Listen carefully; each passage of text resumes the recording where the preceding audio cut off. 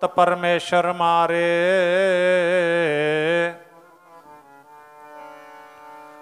Janaki page रखी करतारे।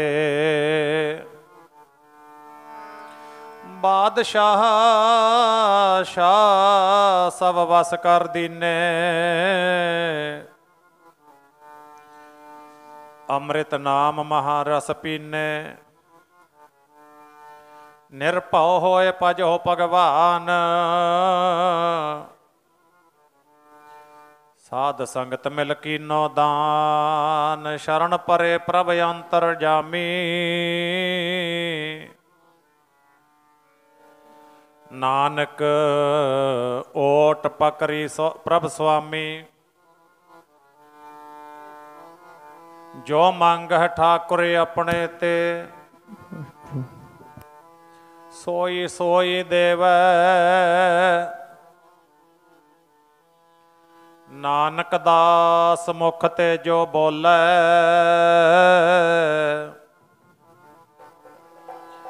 इहा ऊहा सच होवे।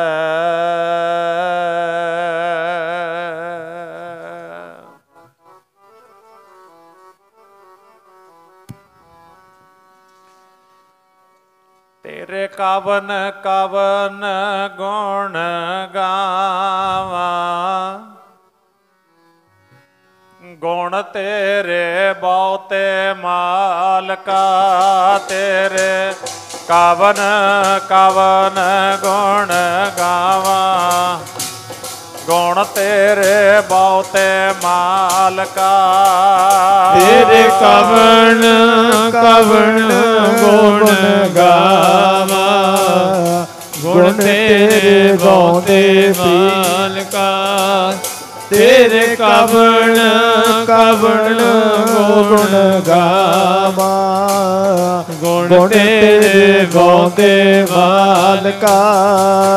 तेरे कवन कवन गुण गावा।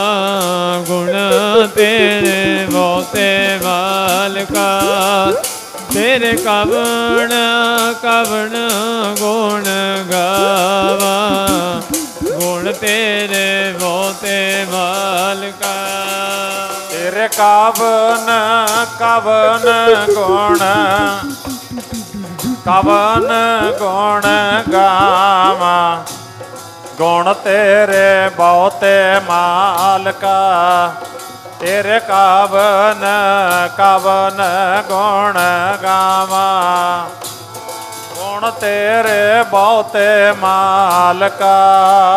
तेरे कवन कवन गुण गावा। गुण तेरे गाउंदे मालका। तेरे कवन कवन गुण गावा। गुण तेरे गाउंदे मालका। तेरे कवन कवन गुण गावा। गुण तेरे बहुते मालका। तेरे कवन कवन गुण गावा। गुण तेरे बहुते मालका। गुण तेरे जी बहुते मालका। गुण तेरे बहुते मालका। गुण तेरे जी बहुते मालका। गुण तेरे जी बहुते मालका। गुण तेरे जी बहुते मालका। गुण तेरे जी बहुते मालका। गुण तेरे जी बहुते मालका। गुण तेरे बहुते मालका। जी गुण तेरे जी गौंदे मालका।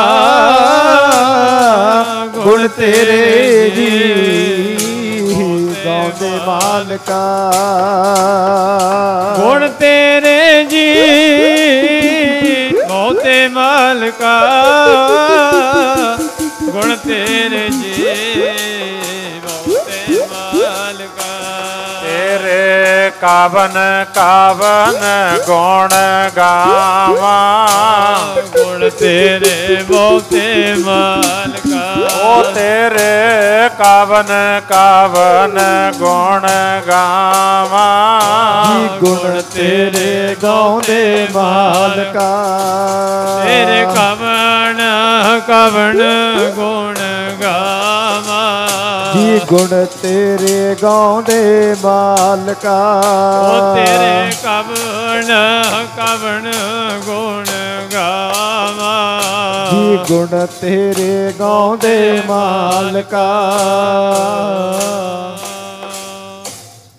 ਊਚ ਅਪਾਰ ਬੇਅੰਤ ਸੁਆਮੀ ਕੌਣ ਜਾਣੈ ਗੁਣ ਤੇਰੇ ਗਾਵਤੇ ਉਧਰ ਹੈ ਸੁਣਤੇ ਉਧਰ ਹੈ ਬਿਨਸਹਿ ਪਾਪ ਕਨੇਰੇ ਪਸ਼ੂ ਪ੍ਰੇਤ ਮੁਗਧ ਕੋ ਤਾਰੇ ਪਾਹਨ ਪਾਰ ਉਤਾਰੈ ਨਾਨਕ ਦਾਸ ਤੇਰੀ ਸ਼ਰਣਾਈ ਸਦਾ ਸਦਾ ਬਲਹਾਰੈ ਤੇਰੇ ਕਵਨ ਕਵਨ ਗੁਣ ਕਹਿ ਕਹਿ ਗਾਵਾਂ ਤੂੰ ਸਾਹਿਬ ਗੁਣੀ ਨਿਧਾਨਾ ਤੁਮਰੀ ਮਹਿਮਾ ਵਰਨ ਨਾ ਸਾਕੋਂ ਤੂੰ ਠਾਕੁਰ ਊਚ ਭਗਵਾਨਾ ਦੀਨ ਦੁਨੀਆ ਦੇ ਮਾਲਕ ਸਾਹਿਬ ਸ਼੍ਰੀ ਗੁਰੂ ਗ੍ਰੰਥ ਸਾਹਿਬ ਮਹਾਰਾਜ ਜੀ ਦੀ ਪਾਵਨ ਹਜ਼ੂਰੀ ਵਿੱਚ ਮਹਾਂਪੁਰਖ ਸੰਤ ਬਾਬਾ ਫਤਿਹ ਸਿੰਘ ਜੀ ਸੰਤ ਬਾਬਾ ਚਾਨਣ ਸਿੰਘ ਜੀ ਦੇ ਪਾਵਨ ਤਪ ਅਸਥਾਨਾਂ ਤੇ ਜਦੋਂ ਆਪਾਂ ਬੈਠਦੇ ਹਾਂ ਆਪਣਾ ਖਿਆਲ ਹੈ ਜਿਹੜਾ ਨਾ ਖਿਆਲ ਉਹ ਜਿੱਥੋਂ ਆਪਾਂ ਆਏ ਹਾਂ ਪਿੱਛੋਂ ਜਦੋਂ ਆਏ ਹਾਂ ਆਪਾਂ ਘਰਾਂ ਤੋਂ ਚੱਲ ਕੇ ਉੱਥੇ ਥੋੜ੍ਹਾ ਜਿਹਾ ਲੱਗਿਆ ਹੁੰਦਾ ਖਿੰਡਿਆ ਹੁੰਦਾ ਸਤ ਸੰਗਤ ਦਾ ਲਾਭ ਉਦੋਂ ਮਿਲਦਾ ਹੈ ਜਦੋਂ ਅਸੀਂ ਉਹ ਤੰਦਾਂ ਨੂੰ ਕੱਟ ਦਿੰਦੇ ਹਾਂ ਥੋੜ੍ਹੇ ਸਮੇਂ ਵਾਸਤੇ ਵੀ ਉਹ ਤੰਦਾਂ ਕੱਟ ਦਿਓ ਹੁਣ ਆਪਾਂ ਗੁਰੂ ਦੀ ਗੱਲ ਕਰਨੀ ਹੈ ਅਤੇ ਗੁਰੂ ਦੀ ਗੱਲ ਸੁਣਨੀ ਹੈ ਫਿਰ ਪੂਰਾ ਆਨੰਦ ਮਿਲ ਜਾਂਦਾ ਹੈ ਲਾਭ ਮਿਲ ਜਾਂਦਾ ਹੈ ਸੋ ਆਓ ਮਨ ਕਰਕੇ ਹਾਜ਼ਰੀਆਂ ਲਵਾਈਏ ਸਾਰੀ ਸੰਗਤ ਮਾਈ ਭਾਈ ਸ਼ਰਧਾ ਭਾਵਨਾ ਪ੍ਰੇਮ ਸਤਿਕਾਰ ਦੇ ਨਾਲ ਆਖੋ ਜੀ ਵਾਹਿਗੁਰੂ ਜੀ ਕਾ ਖਾਲਸਾ ਵਾਹਿਗੁਰੂ ਜੀ ਕੀ ਫਤਿਹ ਸਤਿਗੁਰੂ ਸੱਚੇ ਪਾਤਸ਼ਾਹ ਸਤਿਗੁਰ ਸਿੱਖ ਕੀ ਕਰੈ ਪ੍ਰਤਪਾਲ ਸੇਵਕ ਕੋ ਗੁਰ ਸਦਾ ਦਇਆਲ ਸਤਿਗੁਰ ਜੀ ਆਪਣੇ ਸਿੱਖ ਦੀ ਪ੍ਰਤਪਾਲਣਾ ਕਰਦੇ ਨੇ ਆਪਣੇ ਸੇਵਕ ਤੇ ਹਮੇਸ਼ਾ ਹੀ ਵਾਹਿਗੁਰੂ ਦਿਆਲੂ ਰਹਿੰਦਾ ਮਿਹਰਬਾਨ ਰਹਿੰਦਾ ਕਿਰਪਾਲੂ ਬਣ ਕੇ ਰਹਿੰਦਾ ਪਾਤਸ਼ਾਹ ਤੇ ਉੱਥੇ ਬਚਨ ਆਉਂਦਾ ਹੈ ਜਦੋਂ ਅਸੀਂ ਗੁਰੂ ਦਾ ਆਸਰਾ ਤੱਕਦੇ ਹਾਂ ਗੁਰੂ ਦੇ ਸੇਵਕ ਬਣ ਜਾਂਦੇ ਹਾਂ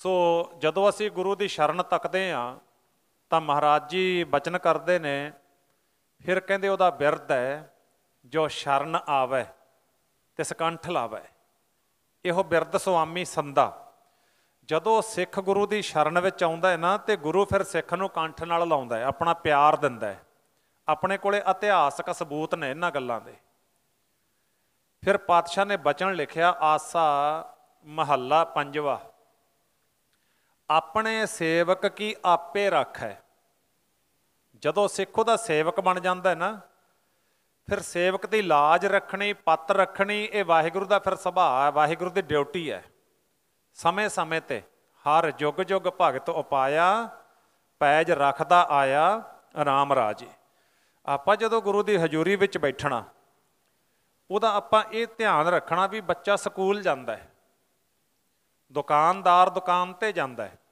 ਮੁਲਾਜ਼ਮ ਦਫ਼ਤਰ ਜਾਂਦਾ ਹੈ ਕਿਸਾਨ ਖੇਤ ਜਾਂਦਾ ਹੈ ਅਤੇ ਸਿੱਖ ਗੁਰਦੁਆਰੇ ਜਾਂਦਾ ਹੈ ਉਹਦੇ ਜਾਣ ਦਾ ਕੋਈ ਰੀਜ਼ਨ ਹੈ ਬੱਚਾ ਇਹ ਨਹੀਂ ਵੀ 4 ਕਿਤਾਬਾਂ ਲੈ ਕੇ ਸਕੂਲ ਗਿਆ ਅਤੇ ਮੁੜ ਆਇਆ ਨਹੀਂ ਉਹਦਾ ਕੋਈ ਕਾਰਨ ਹੈ ਉਹ ਉੱਥੇ ਕੋਈ ਕੁਛ ਕਰਨ ਗਿਆ ਉਹ ਕੁਛ ਖੱਟਣ ਗਿਆ ਜ਼ਿਮੀਂਦਾਰ ਖੇਤ ਜਾਂਦਾ ਹੈ ਉਹਦਾ ਭਾਵ ਇਹ ਨਹੀਂ ਵੀ ਉਹ ਐਵੇਂ ਖੇਤ ਤੁਰ ਗਿਆ ਨਹੀਂ ਉਹ ਕਿਸੇ ਕੰਮ ਗਿਆ ਇਸੇ ਤਰ੍ਹਾਂ ਸਾਰੇ ਆਪਾਂ ਰੋਜ਼ਮਰਰਾ ਦੇ ਕੰਮਾਂ 'ਚ ਅਤੇ ਸਿੱਖਾ ਜਦੋਂ ਗੁਰੂ ਦੇ ਘਰ ਆਉਣਾ ਕਦੇ ਸੋਚਿਆ ਵੀ ਕੀ ਕਰਨ ਚੱਲੇ ਆ ਗੁਰੂ ਦੇ ਘਰ ਕੀ ਕਰਨ ਚੱਲੇ ਆ ਤੇ ਜੇ ਹੁਣ ਅਣਜਾਣ ਜਗਿਆਸੂ ਆ ਉਹ ਕਹਿੰਦਾ ਜੀ ਪ੍ਰਸ਼ਾਦ ਲੈ ਕੇ ਆਵਾਂਗੇ ਗੁਰੂ ਦੇ ਘਰੋਂ ਇੱਥੋਂ ਦੋ ਪ੍ਰਸ਼ਾਦ ਮਿਲਦੇ ਨੇ ਭਾਈ।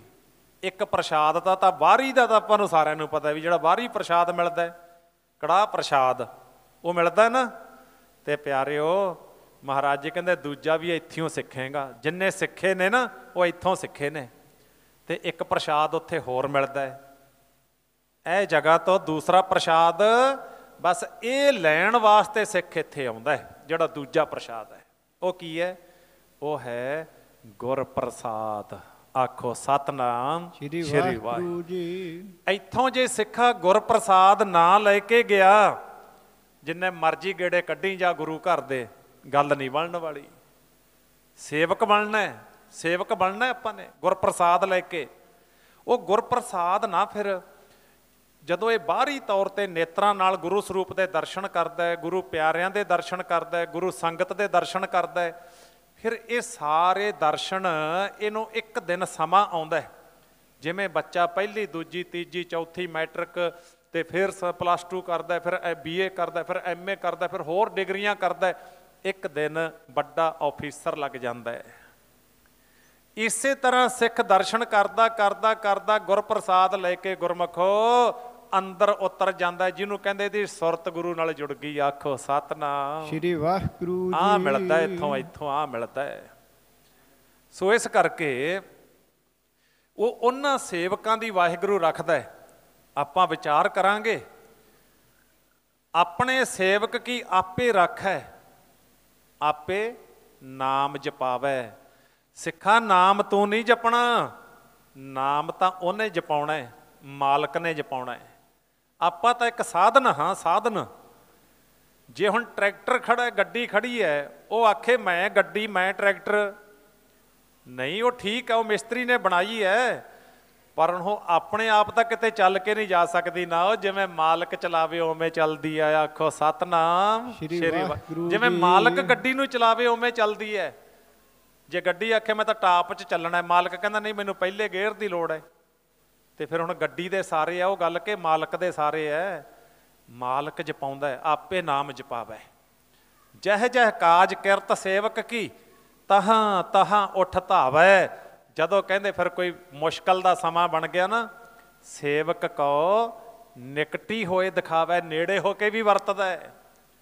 ਆਪੇ ਨੇੜੇ, ਦੂਰ ਆਪੇ ਹੀ। ਇੱਕ ਨਾ ਤੋਂ ਦੂਰ ਚਲਿਆ ਜਾਂਦਾ, ਆਪਣਾ ਭੇਦ ਹੀ ਨਹੀਂ ਦਿੰਦਾ, ਭੇਦ ਨਹੀਂ ਦਿੰਦਾ ਕਿਸੇ ਨੂੰ। ਤੇ ਇੱਕ ਨਾ ਨੂੰ ਨੇੜੇ ਹੋ ਕੇ ਦੱਸ ਦਿੰਦਾ ਹੈ ਵੀ ਤੇਰੇ ਤੇ ਮੇਰੇ 'ਚ ਕੋਈ ਫਰਕ ਨਹੀਂ ਹੈ।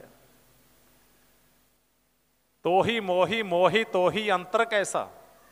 ਕਹਿੰਦੇ ਤੂੰ ਵੀ ਮੈਂ ਵੀ ਇੱਕੋ ਹੀ ਆ। ਕਹਿੰਦੇ ਕਿਉਂ ਭੁਲੇਖੇ 'ਚ ਪਿਆ। ਵੇਖੋ ਇਹ ਖੇਡਾਂ ਵਾਹਿਗੁਰੂ ਦੀਆਂ। ਇਹ ਸਬਜੈਕਟ ਇੱਥੋਂ ਮਿਲਦਾ ਗੁਰੂ ਦੀ ਹਜ਼ੂਰੀ ਵਿੱਚੋਂ। ਸਤ ਸੰਗਤ ਕੀਤੇ ਬਗੈਰ ਕਿਸੇ ਦਾ ਅਗਿਆਨ ਦਾ ਹਨੇਰਾ ਨਹੀਂ ਮਿਟਿਆ।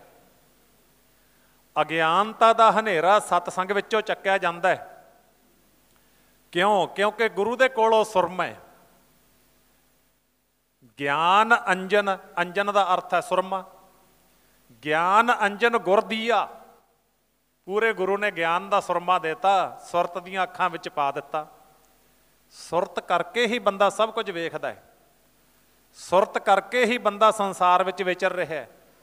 ਸੁਰਤ ਚੰਗੀ ਹੈ, ਮਨੁੱਖ ਚੰਗਾ ਹੈ। ਸੁਰਤ ਗੰਧਲੀ ਹੈ, ਸੁਰਤ ਮੈਲੀ ਹੈ ਤੇ ਮਨੁੱਖ ਮੈਲਾ। ਚਿੱਟੇ ਕੱਪੜੇ ਜਿੰਨੇ ਮਰਜ਼ੀ ਪਾ ਲੇ ਕੋਈ ਮੇਰੇ ਵਰਗਾ, ਚਿੱਟੇ ਕੱਪੜਿਆਂ ਦਾ ਕੀ ਹੈ। ਸੋ ਆਓ ਗੁਰਮੁਖੋ, ਉੱਥੇ ਫਿਰ ਸਤਿਗੁਰਾਂ ਨੇ ਇਹ ਬਚਨ ਕੀਤੇ ਨੇ ਗੁਰਬਾਣੀ ਵਿੱਚੋਂ। ਸਤ ਸੰਗਤ ਦੇ ਵਿੱਚੋਂ ਕਿਵੇਂ ਅਗਿਆਨਤਾ ਦਾ ਹਨੇਰਾ ਮਿਟ ਜਾਂਦਾ ਹੈ। ਆਪਾਂ ਗੁਰੂ ਦੇ ਘਰੋਂ ਹਰ ਰੋਜ਼ ਅੰਮ੍ਰਿਤ ਬਾਣੀ ਸਰਵਣ ਕਰਦੇ ਹਾਂ। ਗੁਰਸਿੱਖ ਦਾ ਜਪਜੀ ਸਾਹਿਬ ਦਾ 5 ਬਾਣੀਆਂ ਦਾ ਨਿਤਨੇਮ ਹੁੰਦਾ ਹੈ। ਹਰ ਰੋਜ਼ ਆਪਾਂ ਇਹ ਬਾਣੀ ਪੜ੍ਹਦੇ ਹਾਂ ਜਾਂ ਸੁਣਦੇ ਹਾਂ। ਕਿਹੜੀ? ਪਾਤਸ਼ਾਹ ਦਾ ਬਚਨ ਆਉਂਦਾ ਹੈ, ਭਰੀਐ ਹੱਥ ਪੈਰ ਤਨ ਦੇ, ਪਾਣੀ ਧੋਤਾ ਉਤਰ ਸਖੇ। ਕਹਿੰਦੇ ਹੱਥਾਂ ਤੇ ਪੈਰਾਂ ਨੂੰ ਮਿੱਟੀ ਘੱਟਾ ਲੱਗ ਗਿਆ, ਬਾਜ਼ਾਰ ਗਏ, ਖੇਤ ਗਏ, ਦਫ਼ਤਰ ਗਏ, ਕਹਿੰਦੇ ਦੇਹੀ ਨੂੰ ਮਿੱਟੀ ਘੱਟਾ ਲੱਗ ਗਿਆ, ਪਾਣੀ ਲੈ ਲਓ।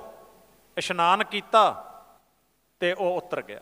ਪਾਣੀ ਧੋਤਾ ਉਤਰ ਸਖੇ। ਪਾਣੀ ਦੇ ਧੋਣ ਨਾਲ ਉਹ ਘੱਟਾ ਲੈ ਗਿਆ, ਮੈਲ ਲੈ ਗਈ, ਸਰੀਰ ਸਫਾਈ ਹੋ ਗਈ ਸਰੀਰ ਦੀ। ਪਾਣੀ ਧੋਤਾ ਉਤਰ ਸਖੇ, ਮੂਤ ਪਲੀਤੀ ਕੱਪੜ ਹੋਏ। ਮੈਲ ਦੇ ਨਾਲ ਕੱਪੜਾ ਭਰ ਗਿਆ, ਕੱਪੜਾ ਮੈਲਾ ਹੋ ਗਿਆ। ਜਿਹੜਾ ਆਪਾਂ ਪਹਿਨਦੇ ਆ। ਮੂਤ ਪਲੀਤੀ ਕੱਪੜ ਹੋਏ ਦੇ ਸਾਬੂਣ ਲਈਆ ਉਹ ਧੋਏ। ਕੱਪੜਾ ਮੈਲਾ ਹੋ ਗਿਆ, ਸਾਬਣ ਲੈ ਲਓ ਤੇ ਸਾਬਣ ਦੇ ਨਾਲ ਕੱਪੜਾ ਸਾਫ਼ ਹੋ ਗਿਆ। ਹੁਣ ਵੇਖੋ ਮਨੁੱਖ ਦਾ ਇੱਕ ਸੁਭਾਅ ਹੈ, ਕਿਉਂਕਿ ਆਪਾਂ ਨੂੰ ਇਹ ਗੱਲ ਦਾ ਸ਼ੰਕਾ ਹੋ ਜਾਂਦਾ ਹੈ ਵੀ ਜੀ ਸਤਸੰਗ ਕਾਹਦੇ ਵਾਸਤੇ, ਬਾਣੀ ਕਾਹਦੇ ਵਾਸਤੇ, ਅੰਮ੍ਰਿਤ ਕਾਹਦੇ ਵਾਸਤੇ ਛਕਣਾ ਹੈ।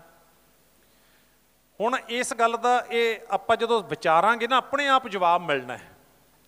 ਪਾਤਸ਼ਾਹ ਕਹਿੰਦੇ ਵੇਖ ਵੀ ਬੰਦੇ ਆ, ਤੇਰੇ ਸਰੀਰ ਨੂੰ ਘੱਟਾ ਲੱਗਿਆ, ਮਿੱਟੀ ਲੱਗੀ, ਤੂੰ ਉਸੇ ਵੇਲੇ ਇਸ਼ਨਾਨ ਕੀਤਾ, ਤੈਨੂੰ ਘੱਟਾ ਲੱਗੇ ਵਾਲਾ ਸਰੀਰ, ਮੈਲਾ ਸਰੀਰ ਪ੍ਰਵਾਨ ਨਹੀਂ ਹੋਇਆ, ਇਸ ਕਰਕੇ ਤੂੰ ਇਸ਼ਨਾਨ ਕੀਤਾ।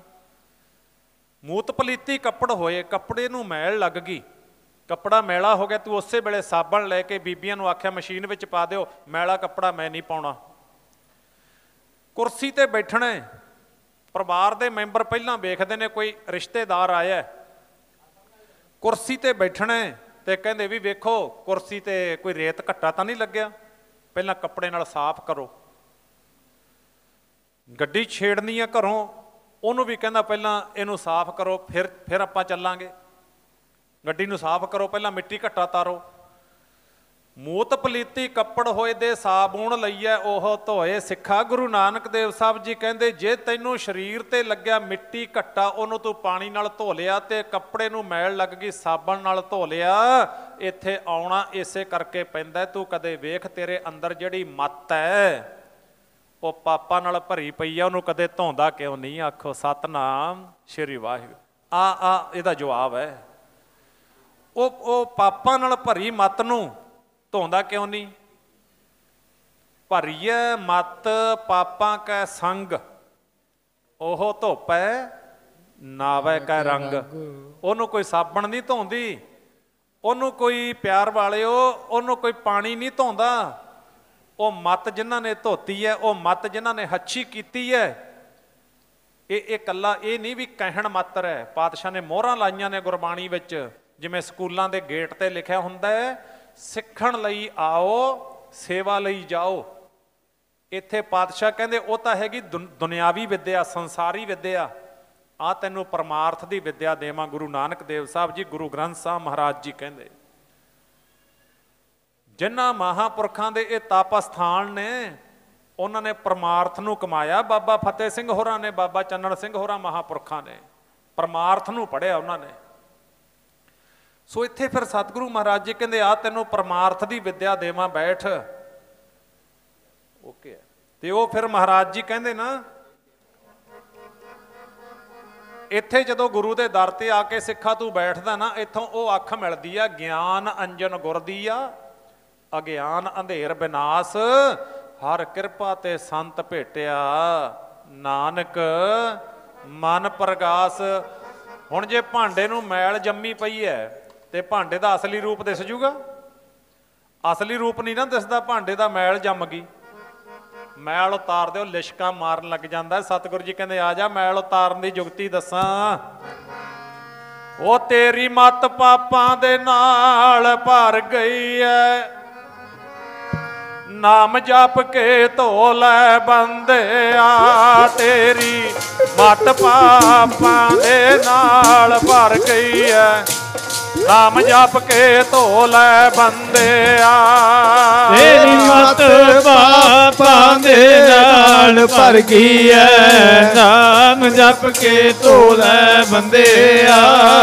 ਤੇਰੀ ਮੱਤ ਪਾਪਾਂ ਦੇ ਨਾਲ ਭਰ ਗਈ ਐ, ਨਾਮ ਜਪ ਕੇ ਧੋ ਲੈ ਬੰਦਿਆ। ਤੇਰੀ ਮੱਤ ਪਾਪਾਂ ਦੇ ਨਾਲ ਭਰ ਗਈ ਐ, ਨਾਮ ਜਪ ਕੇ ਧੋ ਲੈ ਬੰਦਿਆ। ਤੇਰੀ ਮੱਤ ਪਾਪਾਂ ਦੇ ਨਾਲ ਭਰ ਗਈ ਐ, ਨਾਮ ਜਪ ਕੇ ਧੋ ਲੈ ਬੰਦਿਆ। ਮੱਤ ਪਾਪਾਂ ਦੇ ਨਾਲ ਭਰ ਗਈ ਐ, ਪਾਪਾਂ ਦੇ ਨਾਲ ਭਰ ਗਈ ਐ, ਨਾਮ ਜਪ ਕੇ ਧੋ ਲੈ ਬੰਦਿਆ। ਤੇਰੀ ਮੱਤ ਪਾਪਾਂ ਦੇ ਨਾਲ ਭਰ ਗਈ ਐ, ਨਾਮ ਜਪ ਕੇ ਧੋ ਲੈ ਬੰਦਿਆ। ਤੇਰੀ ਮੱਤ ਪਾਪਾਂ ਦੇ ਨਾਲ ਨਾਲ ਭਰ ਗਈ ਐ, ਨਾਮ ਜਪ ਕੇ ਧੋਲੇ ਬੰਦਿਆ। ਤੇਰੀ ਮਤ ਪਾਪਾਂ ਦੇ ਨਾਲ ਭਰ ਗਈ ਐ, ਨਾਮ ਜਪ ਕੇ ਧੋਲੇ ਬੰਦਿਆ। ਤੇਰੀ ਮਤ ਪਾਪਾਂ ਦੇ ਨਾਲ ਭਰ ਗਈ ਐ, ਨਾਮ ਜਪ ਕੇ ਧੋਲੇ ਬੰਦਿਆ। ਤੇਰੀ ਮਤ ਪਾਪਾਂ ਦੇ ਨਾਲ ਭਰ ਗਈ ਐ, ਨਾਮ ਜਪ ਕੇ ਧੋਲੇ ਬੰਦਿਆ। ਤੇਰੀ ਮਤ ਪਾਪਾਂ ਦੇ ਨਾਲ ਭਰ ਗਈ ਐ, ਨਾਮ ਜਪ ਕੇ ਧੋਲੇ ਬੰਦਿਆ। ਤੇਰੀ ਮਤ ਪਾਪਾਂ ਦੇ ਨਾਲ ਭਰ ਗਈ ਐ, ਨਾਮ ਜਪ ਕੇ ਧੋਲੇ ਬੰਦਿਆ। ਤੇਰੀ ਮਤ ਪਾਪਾਂ ਦੇ ਨਾਲ ਭਰ ਗਈ ਐ, ਜੀ ਨਾਮ ਜਪ ਕੇ ਤੋਲੇ ਬੰਦਿਆ। ਓ ਤੇਰੀ ਮਤ ਪਾਪਾਂ ਦੇ ਨਾਲ ਭਰ ਗਈ ਐ, ਜੀ ਨਾਮ ਜਪ ਕੇ ਤੋਲੇ ਬੰਦਿਆ। ਵੇਖੋ ਬੜੀਆਂ ਸਿੰਪਲ ਗੱਲਾਂ ਨੇ, ਸਮਝ ਵਿੱਚ ਆਉਣ ਵਾਲੀਆਂ ਗੱਲਾਂ ਨੇ। ਇੱਕ ਬੰਦਾ ਦੁਕਾਨ ਤੇ ਬੈਠਦਾ ਹੈ, ਇੱਕ ਬੰਦਾ ਕੋਈ ਬਿਜ਼ਨਸ ਕਰਦਾ ਹੈ, ਉਹਦਾ ਭਾਵ ਹੁੰਦਾ ਹੈ ਮੈਂ ਸ਼ਾਮ ਨੂੰ ਕੁਝ ਖੱਟ ਕੇ ਵਾਪਸ ਮੁੜਾਂ, ਖਾਲੀ ਹੱਥ ਨਾ ਮੁੜਾਂ। ਸਿੱਖਾ ਕਦੇ ਵਿਚਾਰ ਕਰੀ, ਜਦੋਂ ਗੁਰੂ ਦੀ ਹਜ਼ੂਰੀ ਵਿੱਚ ਆਵੇਂ ਨਾ, ਜਦੋਂ ਪਾਤਸ਼ਾਹ ਦੀ ਹਜ਼ੂਰੀ ਗ੍ਰਹਿਣ ਕਰੇ, ਉਦੋਂ ਭਾਵਨਾ ਬਣਾਇਆ ਕਰ ਪਾਤਸ਼ਾਹ ਮੈਂ ਤੇਰੇ ਦਰ ਤੋਂ ਕੁਝ ਖੱਟ ਕੇ ਮੁੜਾਂ, ਖਾਲੀ ਨਾ ਮੁੜ ਜਾਵਾਂ। ਉਹ ਸਿੱਖ ਕੀ ਹੋਇਆ ਜੇ ਗੁਰੂ ਦੇ ਦਰ ਤੋਂ ਖਾਲੀ ਮੁੜ ਗਿਆ? ਇੱਥੋਂ ਕੀ ਖੱਟਣਾ ਹੈ? ਇੱਥੋਂ ਖੱਟਣਾ ਹੈ ਜ਼ਿੰਦਗੀ ਦਾ ਕੋਈ ਔਗਣ, ਕੋਈ ਬੁਰਿਆਈ ਇੱਥੇ ਤੋਬਾ ਕਰ ਦੇਵੇ। ਪਾਤਸ਼ਾਹ ਜਨਮ ਜਨਮ ਕੀ ਇਸ ਮਨ ਕੋ ਮਲ ਲਾਗੀ, ਕਾਲਾ ਹੋਆ ਸਿਆਹੋ। ਇਹ ਕੋਈ ਛੋਟੀਆਂ ਗੱਲਾਂ ਨਹੀਂ, ਪਾਤਸ਼ਾਹ ਦੇ ਬਚਨ ਨੇ ਜਿਹੜੇ ਨਾ, ਉਹ ਤਾਂ ਕਪਾਟ ਖੋਲਣ ਵਾਲੇ ਨੇ, ਅਨੁਭਵੀ ਬਚਨ ਨੇ ਗੁਰੂ ਗ੍ਰੰਥ ਸਾਹਿਬ ਦੇ, ਉਹ ਛੇਤੀ ਸਮਝ ਵਿੱਚ ਨਹੀਂ ਆਉਂਦੇ। ਜਨਮਾਂ ਜਨਮਾਂ ਦੀ ਇਸ ਮਨ ਨੂੰ ਹੈ ਜਿਹੜੀ ਨਾ ਮੈਲ ਲੱਗੀ ਪਈ ਹੈ, ਇਹ ਕਾਲਾ ਸਿਆਹ ਹੋਇਆ ਪਿਆ। ਕਿਵੇਂ ਕਾਲਾ ਹੋਇਆ ਪਿਆ? ਐਗਜ਼ਾਮਪਲ ਦਿੰਦੇ ਨੇ ਵਿਦਵਾਨ ਸੱਜਣ, ਕਹਿੰਦੇ ਜਿਵੇਂ ਪਹਿਲੇ ਸਮਿਆਂ ਦੇ ਵਿੱਚ ਆਪਣੇ ਕਾੜਨੀ ਦੇ ਵਿੱਚ ਦੁੱਧ ਰੱਖਿਆ ਕਰਦੇ, ਜਿਹਨੂੰ ਹਾਰਾ ਬੋਲਦੇ ਆਪਾਂ, ਹਾਰੇ ਦੇ ਵਿੱਚ ਥੱਲੇ ਪਾਥੀਆਂ ਲਾ ਦੇਣੀਆਂ, ਸਾਡੀ ਮਲਵਈ ਬੋਲੀ ਹੈ ਉੱਧਰ ਦੀ, ਇੱਧਰ ਮੈਨੂੰ ਨਹੀਂ ਪਤਾ ਤੁਹਾਡੇ ਕੀ ਆਖਦੇ ਨੇ, ਤੇ ਉਹਦੇ ਉੱਤੇ ਚਾਪੜ ਮੂਧਾ ਮਾਰ ਦੇਣਾ, ਜਿਹਨੂੰ ਆਪਾਂ ਪਾਂਡੋ ਦਾ ਪੋਚਾ ਲਾਉਂਦੇ ਬੀਬੀਆਂ, ਤੇ ਉਹ ਚਾਪੜ ਜਿਹੜਾ ਸੀ ਮੂਧਾ ਮਾਰ ਦੇਣਾ, ਤੇ ਪਾਥੀਆਂ ਨੂੰ ਅੱਗ ਧੁਖਾ ਦਿੰਦੇ। ਸਾਰਾ ਦਿਨ ਦੁੱਧ ਧੁਖਦਾ ਰਹਿੰਦਾ, ਪਾਥੀਆਂ ਧੁਖਦੀਆਂ ਰਹਿੰਦੀਆਂ, ਦੁੱਧ ਉਬਲਦਾ ਰਹਿੰਦਾ। ਤੇ ਹੌਲੀ ਹੌਲੀ ਹੌਲੀ ਹੌਲੀ ਉਹ ਕਾਲਾ ਸਿਆਹ ਕਿਵੇਂ ਹੋਇਆ ਹੈ? ਤੇ ਉਹ ਜਿਹੜਾ ਚਾਪੜ ਦਾ ਥੱਲੇ ਵਾਲਾ ਪਾਸਾ ਸੀ ਨਾ, ਜਿਹੜਾ ਧੂਏ ਦੀ ਸੰਗਤ ਕਰਦਾ ਸੀ, ਉਹ ਹੌਲੀ ਹੌਲੀ ਉੱਪਰੋਂ ਤਾਂ ਉਹ ਚਿੱਟਾ ਚਮਕਦਾ ਹੈ, ਪਰ ਜਦੋਂ ਉਹਦਾ ਪਾਸਾ ਉਲਟਾ ਕੇ ਵੇਖਾਂਗੇ ਉਹ ਕਾਲਾ ਸਿਆਹ ਜਿਵੇਂ ਚਿਲਕਦਾ ਹੁੰਦਾ, ਉਹ ਰੰਗ ਤੁਸੀਂ ਬਜ਼ੁਰਗਾਂ ਨੇ ਵੇਖੇ ਹੋਣਗੇ, ਉਹ ਕਾਲਾ ਹੋ ਜਾਂਦਾ ਬਿਲਕੁਲ।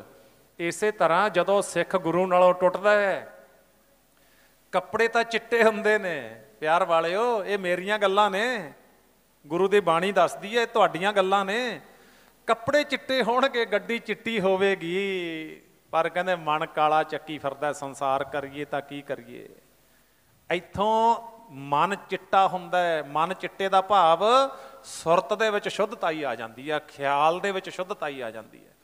ਫਿਰ ਇਹ ਸਾਧ ਸੰਗਤ ਗੁਰੂ ਅਮਰਦਾਸ ਮਹਾਰਾਜ ਜੀ ਦੀ ਬਾਣੀ ਜਦੋਂ ਇਹ ਰੈਗੂਲਰ ਸੰਗਤ ਕਰਦਾ, ਗੁਰੂ ਦਾ ਪੱਲਾ ਫੜਦਾ, ਫਿਰ ਇਹ ਉਹ ਨਹੀਂ ਰਹਿੰਦਾ ਜੀਓ ਮੈਲੇ ਬਾਹਰੋਂ ਨਿਰਮਲ। ਇਹ ਤਾਂ ਉਹਨਾਂ ਦੀ ਸ਼੍ਰੇਣੀ ਆ ਗਈ ਜਿਹੜੇ ਬਾਹਰੋਂ ਚਿੱਟੇ ਵਸਤਰ ਅੰਦਰੋਂ ਮੈਲੇ। ਤੇ ਅਗਲੀ ਪੌੜੀ ਕੀ ਕਹਿੰਦੀ ਹੈ? ਜਦੋਂ ਇਹਨੇ ਸੰਗਤ ਕੀਤੀ, ਗੁਰੂ ਦਾ ਬਚਨ ਮੰਨਿਆ ਨਾ, ਫਿਰ ਅਗਲੀ ਪੌੜੀ ਕਹਿੰਦੀ ਹੈ ਜੀਓ ਨਿਰਮਲ ਬਾਹਰੋਂ ਨਿਰਮਲ, ਮਨ ਸਾਚਾ ਮੁਖ ਸਾਚਾ ਸੋਏ, ਅਵਰ ਨਾ ਪੇਖੈ ਏਕਸ ਬਿਨ ਕੋਏ, ਨਾਨਕ ਇਹ ਲੱਛਣ ਬ੍ਰਹਮ ਗਿਆਨੀ ਹੋਏ। ਫਿਰ ਇਹ ਮੂੰਹੋਂ ਮਿੱਠੀਆਂ ਗੱਲਾਂ ਮਾਰ ਕੇ ਅੰਦਰ ਸਾਧ ਸੰਗਤ ਜ਼ਹਿਰ ਰੱਖ ਕੇ ਕਿਸੇ ਦਾ ਘਰ ਨਹੀਂ ਪੱਟਦਾ। ਫਿਰ ਇਹਦਾ ਜਿਹੜਾ ਮੁੱਖ ਵਿੱਚ ਹੈ ਉਹੀ ਮਨ ਵਿੱਚ ਹੈ, ਜਿਹੜੀ ਮਨ ਵਿੱਚ ਹੈ ਉਹੀ ਮੁੱਖ ਤੋਂ ਆਖਦਾ ਹੈ। ਫਿਰ ਇਹ ਗੁਰਬਾਣੀ ਦੀ ਕਿਰਪਾ ਹੈ ਜਦੋਂ ਇਹ ਗੁਰਬਾਣੀ ਨਾਲ ਜੁੜਦਾ। ਨਹੀਂ, ਗੁਰਬਾਣੀ ਨਾਲੋਂ ਜੁੜ ਕੇ ਜਿਨ ਮਨ ਹੋਰ ਮੁੱਖ ਹੋਰ ਸੇ ਕਾਂਡੇ ਕੱਚਿਆ, ਫਿਰ ਤਾਂ ਕੱਚਿਆਂ ਦੀ ਗਿਣਤੀ 'ਚ ਆ ਜਾਂਦਾ। ਜੇ ਮਨ ਵਿੱਚ ਕੁਛ ਹੋਰ ਹੈ, ਮੁੱਖ ਵਿੱਚ ਕੁਛ ਹੋਰ ਹੈ, ਤੇ ਗੁਰੂ ਤੋਂ ਥੋੜ੍ਹੀ ਛੁਪਦਾ ਕੁਛ, ਗੁਰੂ ਤੋਂ ਛੁਪਾ ਨਹੀਂ ਸਕਦਾ। ਤਾਂ ਸਾਧ ਸੰਗਤ ਉੱਥੇ ਸਤਿਗੁਰ ਜੀ ਰਹਿਮਤ ਕਰਨ, ਪਾਤਸ਼ਾਹ ਜੀ ਕਹਿੰਦੇ ਜਨਮ ਜਨਮ ਕੀ ਇਸ ਮਨ ਕਉ ਮਲ ਲਾਗੀ, ਕਾਲਾ ਹੋਆ ਸਿਆਹੋ, ਖੰਨਲੀ ਧੋਤੀ ਉਜਲੀ ਨਾ ਹੋਵੀ, ਜੇ ਸੋ ਧੋਵਨ ਪਾਹੋ। ਕੋਲੂ ਦੀ ਲੀਰ ਕੋਹਲੂ ਨੂੰ ਸਾਫ਼ ਕਰਨ ਵਾਲੀ ਜਿਹੜੀ ਲੀਰ ਹੈ ਨਾ ਖੰਨਲੀ, ਕਹਿੰਦੇ ਉਹਨੂੰ ਠੰਡੇ ਪਾਣੀ 'ਚ ਹਜ਼ਾਰਾਂ ਵਾਰੀ ਧੋ ਲਓ, ਉਹ ਨਹੀਂ ਸਾਫ਼ ਹੁੰਦੀ, ਉਜਲੀ ਨਹੀਂ ਹੁੰਦੀ। ਤੇ ਫਿਰ ਜਦੋਂ ਜੁਗਤ ਨਾਲ ਧੋਵਾਂਗੇ ਨਾ, ਜੁਗਤ ਨਾਲ, ਕਿਸੇ ਵੈਦ ਕੋਲੋਂ ਪੁੱਛਾਂਗੇ, ਕਿਸੇ ਪੂਰੇ ਕੋਲੋਂ ਪੁੱਛਾਂਗੇ, ਤੇ ਫਿਰ ਉਹਨੇ ਦੱਸ ਦੇਣਾ ਵੀ ਉਬਲਦੇ ਪਾਣੀ 'ਚ ਪਾ ਦਿਓ। ਆਖੋ ਸਤਨਾਮ ਸ਼੍ਰੀ ਵਾਹਿਗੁਰੂ। ਉਬਲਦੇ ਪਾਣੀ 'ਚ ਪਾ ਦਿਓ, ਤੇਲ ਜੰਮ ਗਿਆ ਇਹਦੇ ਰੋਮਾਂ 'ਚ, ਤੇ ਉਬਲਦੇ ਪਾਣੀ 'ਚ ਪਾਈ ਤੇ ਉਜਲੀ ਹੋ ਗਈ। ਬਸ ਇਹ ਸਤਿਗੁਰੂ ਮਹਾਰਾਜ ਕਹਿੰਦੇ ਫਿਰ ਤੂੰ ਗੁਰਬਾਣੀ ਦੀ ਕਸਵੱਟੀ ਤੇ ਜੀਵਨ ਲਾ ਦੇ। ਕਲਗੀ ਵਾਲੇ ਪਾਤਸ਼ਾਹ ਵੇਖੋ, ਆਹ ਮਹੀਨਾ ਸਫਰੇ ਸ਼ਹਾਦਤ, ਮਹਾਨ ਸੂਰਬੀਰ ਯੋਧਿਆਂ ਮਰ ਜੀਵੜਿਆਂ ਦਾ। ਪਿਆਰ ਵਾਲੇ ਹੋ ਤੁਸੀਂ ਸਾਰੇ। ਰਾਜਸਥਾਨ ਦੀ ਸੰਗਤ ਹੈ ਨਾ ਜਿਹੜੀ, ਕਈ ਸਾਲਾਂ ਤੋਂ ਦਾਸ ਜਾਣਦਾ ਸੰਗਤ ਨੂੰ। ਤੇ ਪਿਆਰਿਓ, ਜਿਹੜਾ ਤੁਹਾਡੇ ਅੰਦਰ ਪਿਆਰ ਹੈ, ਗੁਰੂ ਦੀ ਹਜ਼ੂਰੀ 'ਚ ਫੋਕੀ ਵਡਿਆਈ ਨਹੀਂ ਕਿਸੇ ਦੀ ਹੋ ਸਕਦੀ। ਜਿਹੜਾ ਤੁਹਾਡੇ ਅੰਦਰ ਪਿਆਰ ਹੈ ਉਹ ਹਰ ਇੱਕ ਦੇ ਅੰਦਰ ਨਹੀਂ ਹੈਗਾ। ਇਹ ਮੈਂ ਸੱਚ ਕਹਿਣਾ, ਗੁਰੂ ਦੀ ਹਜ਼ੂਰੀ 'ਚ ਬਹੁਤ ਪਿਆਰ ਵਾਲੇ ਹੋ ਤੁਸੀਂ। ਕਈ ਸਾਲਾਂ ਤੋਂ ਜਾਣਦਾ ਮੈਂ ਸੰਗਤਾਂ ਨੂੰ। ਤੇ ਫਿਰ ਜੇ ਇਹਨਾਂ ਮਹੀਨਿਆਂ ਵਿੱਚ, ਇਹ ਦਿਨਾਂ ਦੇ ਵਿੱਚ ਕਲਗੀ ਵਾਲੇ ਪਾਤਸ਼ਾਹ ਦੇ ਪਰਿਵਾਰ, ਪਾਤਸ਼ਾਹ ਦੇ ਸਿੰਘਾਂ ਦੀ ਗੱਲ ਨਾ ਕੀਤੀ, ਤੁਸੀਂ ਸਹਿਮਤ ਹੋਵੋਗੇ ਸ਼ਾਇਦ ਫਿਰ ਗੱਲ ਨਹੀਂ ਬਣੇਗੀ, ਫਿਰ ਆਪਣਾ ਗੁਰੂ ਨਾਲ ਪਿਆਰ ਉਹ ਨਜ਼ਰ ਨਹੀਂ ਆਵੇਗਾ। ਤਾਂ ਆਓ ਆਪਾਂ ਅੱਜ ਦੇ ਵਿਸ਼ੇ ਤੇ ਵੀ ਵਿਚਾਰ ਕਰੀ ਚੱਲਾਂਗੇ। ਸ਼ੁਕਰਾਨਾ ਸਮਾਗਮ ਹੈ, ਤੇ ਕਿਵੇਂ ਹੁੰਦਾ ਗੁਰੂ ਦਾ ਸ਼ੁਕਰਾਨਾ ਸੁਣਿਓ, ਤੇ ਕਿਵੇਂ ਸਤਿਗੁਰੂ ਜੀ ਗਿਆਨ ਦਾ ਸੁਰਮਾ ਦੇ ਕੇ, ਭਾਵੇਂ ਦੁੱਖ ਹੈ ਭਾਵੇਂ ਸੁੱਖ ਹੈ, ਉਹ ਆਪਣੇ ਸੰਗੀਆਂ ਨੂੰ ਤਾਰਦੇ ਨੇ। ਦੁੱਖ ਵਿੱਚ ਵੀ, ਸੁੱਖ ਵਿੱਚ ਵੀ, ਨਫੇ ਵਿੱਚ ਵੀ, ਨੁਕਸਾਨ ਵਿੱਚ ਵੀ। ਸਿੱਖ ਨੇ ਕੀ ਕਰਨਾ? ਚੜ੍ਹਦੀ ਕਲਾ, ਢਹਿੰਦੀ ਕਲਾ 'ਚ ਕਦੇ ਵੀ ਨਹੀਂ ਜਾਣਾ ਸਿੱਖ ਨੇ। ਘਾਟੇ ਵਾਧੇ, ਨਫੇ ਨੁਕਸਾਨ, ਇਹ ਤਾਂ ਚੱਲਦੇ ਰਹਿੰਦੇ ਨੇ ਜ਼ਿੰਦਗੀ ਦੇ ਵਿੱਚ, ਘਬਰਾਉਣਾ ਨਹੀਂ ਹੁੰਦਾ। ਤਾਂ ਫਿਰ ਪਾਤਸ਼ਾਹ ਜੀ ਜਦੋਂ ਚਮਕੌਰ ਦੀ ਗੜ੍ਹੀ ਦੇ ਵਿੱਚ ਦੋਨੇ ਲਾਲਾਂ ਨੂੰ ਛੱਡ ਕੇ ਆ ਗਏ, ਸਾਧ ਸੰਗਤ ਜਦੋਂ ਮਾਛੀਵਾੜੇ ਦੇ ਜੰਗਲਾਂ ਵਿੱਚ ਤੁਰੇ ਆਉਂਦੇ ਨੇ, ਮੇਰੇ ਪਾਤਸ਼ਾਹ ਦੇ ਚਰਨਾਂ ਵਿੱਚ ਜੋੜਾ ਨਹੀਂ, ਚੜ੍ਹਨ ਵਾਸਤੇ ਘੋੜਾ ਨਹੀਂ, ਹੱਥ ਉੱਤੇ ਬਾਜ ਨਹੀਂ ਤੇ ਸੀਸ ਉੱਤੇ ਤਾਜ ਨਹੀਂ। ਮਾਛੀਵਾੜੇ ਦੇ ਜੰਗਲਾਂ ਦੇ ਵਿੱਚ ਕੋਈ ਪਰਿਵਾਰ ਦਾ ਮੈਂਬਰ ਨਹੀਂ, ਕੋਈ ਸਿੰਘ ਨਾਲ ਨਹੀਂ। ਜਿਹੜੇ 3 ਸਿੰਘ ਆਏ ਸੀ ਉਹ ਵੀ ਵਿਛੜ ਗਏ ਗੁਰੂ ਜੀ ਨਾਲੋਂ। ਭਾਈ ਦਇਆ ਸਿੰਘ, ਭਾਈ ਧਰਮ ਸਿੰਘ, ਭਾਈ ਮਾਨ ਸਿੰਘ, ਇਹ ਸਿੰਘ ਵਿਛੜ ਗਏ ਪਾਤਸ਼ਾਹ ਨਾਲੋਂ। ਤੇ ਉੱਥੇ ਫਿਰ ਭਾਈ ਹਿੰਮਤ ਸਿੰਘ, ਭਾਈ ਮੋਹਕਮ ਸਿੰਘ ਤੇ ਭਾਈ ਸਾਹਿਬ ਸਿੰਘ ਗੁਰੂ ਜੀ ਦੇ ਲਾਲਾਂ ਦੇ ਨਾਲ, ਸਿੰਘਾਂ ਦੇ ਨਾਲ ਸ਼ਹਾਦਤ ਦਾ ਜਾਮ ਪੀ ਕੇ ਗੜ੍ਹੀ ਦੇ ਵਿੱਚ 3 ਪਿਆਰੇ ਸਾਹਿਬਾਨ। ਤੇ ਭਾਈ ਜਦੋਂ ਪਾਤਸ਼ਾਹ ਇਕੱਲੇ ਤੁਰੇ ਆਉਂਦੇ ਨੇ, ਤੁਹਾਡੇ ਵਰਗੇ ਸਿਆਣੇ ਰਾਈਟਰਾਂ ਨੇ ਉਸ ਵੇਲੇ ਦਾ ਅਲੰਕਾਰ ਜਿਹੜਾ ਖਿੱਚਿਆ, ਲਿਖਿਆ ਆਪਣੀ ਕਲਮ ਦੇ ਨਾਲ। ਕੀ ਕਹਿੰਦੇ? ਕਦੇ ਜਦੋਂ ਪਾਤਸ਼ਾਹ ਆਨੰਦਾਂ ਦੀ ਪੁਰੀ ਵਿੱਚ ਵਿਚਰਦੇ, 1200 ਘੋੜ ਸਵਾਰ ਪਾਤਸ਼ਾਹ ਦੇ ਸੱਜੇ ਤੇ ਖੱਬੇ, ਸੀਸ ਦੇ ਉੱਤੇ ਛਤਰ ਝੁੱਲਦੇ। ਪਰ ਅੱਜ ਮੇਰਾ ਮਾਲਕ ਮਾਛੀਵਾੜੇ ਦੇ ਜੰਗਲਾਂ ਵਿੱਚ ਅੱਧੀ ਰਾਤ ਦਾ ਵੇਲਾ, ਬਿਜਲੀ ਲਿਸ਼ਕਦੀ ਹੈ, ਫੜ ਲਓ ਮਾਰ ਦਿਓ, ਜਾਣ ਨਾ ਦਿਓ ਦੀਆਂ ਆਵਾਜ਼ਾਂ, ਅੱਲਾਹੂ ਅੱਲਾਹੂ ਦੇ ਨਾਅਰੇ ਲੱਗ ਰਹੇ ਨੇ। 2 ਲਾਲਾਂ ਨੂੰ ਚਮਕੌਰ ਦੀ ਗੜ੍ਹੀ ਵਿੱਚ ਛੱਡ ਆਉਣਾ। ਤੇ ਪਿਆਰਿਓ, ਮਾਤਾ ਗੁਜਰ ਕੌਰ ਜੀ ਤੇ ਛੋਟੇ ਸਾਹਿਬਜ਼ਾਦੇ ਬਾਬਾ ਜੋਰਾਵਰ ਸਿੰਘ, ਬਾਬਾ ਫਤਿਹ ਸਿੰਘ ਦੀ ਖਬਰ ਅਜੇ ਤੱਕ ਕੋਈ ਨਹੀਂ। ਗੁਰੂ ਕੇ ਮਹਿਲ ਮਾਤਾ ਸੁੰਦਰ ਕੌਰ ਜੀ, ਮਾਤਾ ਸਾਹਿਬ ਕੌਰ ਜੀ ਦਾ ਅਜੇ ਕੋਈ ਸੁਨੇਹਾ ਨਹੀਂ ਵੀ ਕਿੱਧਰ ਨੂੰ ਗਏ। 3 ਹਿੱਸਿਆਂ ਵਿੱਚ ਪਾਤਸ਼ਾਹ ਦਾ ਪਰਿਵਾਰ ਵੰਡਿਆ ਗਿਆ। ਉਹ ਲਿਖਣ ਵਾਲਾ ਕੀ ਲਿਖਦਾ ਹੈ? ਉਸ ਵੇਲੇ ਦੇ ਦ੍ਰਿਸ਼ ਨੂੰ ਤੱਕ ਕੇ ਆਪਣੇ ਅੰਦਰ ਦ੍ਰਿਸ਼ ਬਣਾਈਏ ਵੀ ਪਾਤਸ਼ਾਹ ਦੇ ਚਰਨਾਂ ਵਿੱਚ ਛਾਲੇ ਪਏ ਨੇ, ਜਾਮਾ ਲੀਰੋ ਲੀਰ ਹੈ, ਲਹੂ ਲੁਹਾਣਾ ਕੰਡੇ ਵੱਜ ਵੱਜ ਕੇ। ਤੇ ਕੀ ਲਿਖਿਆ ਫਿਰ ਉਸਨੇ ਆਪਣੀ ਕਲਮ ਨਾਲ?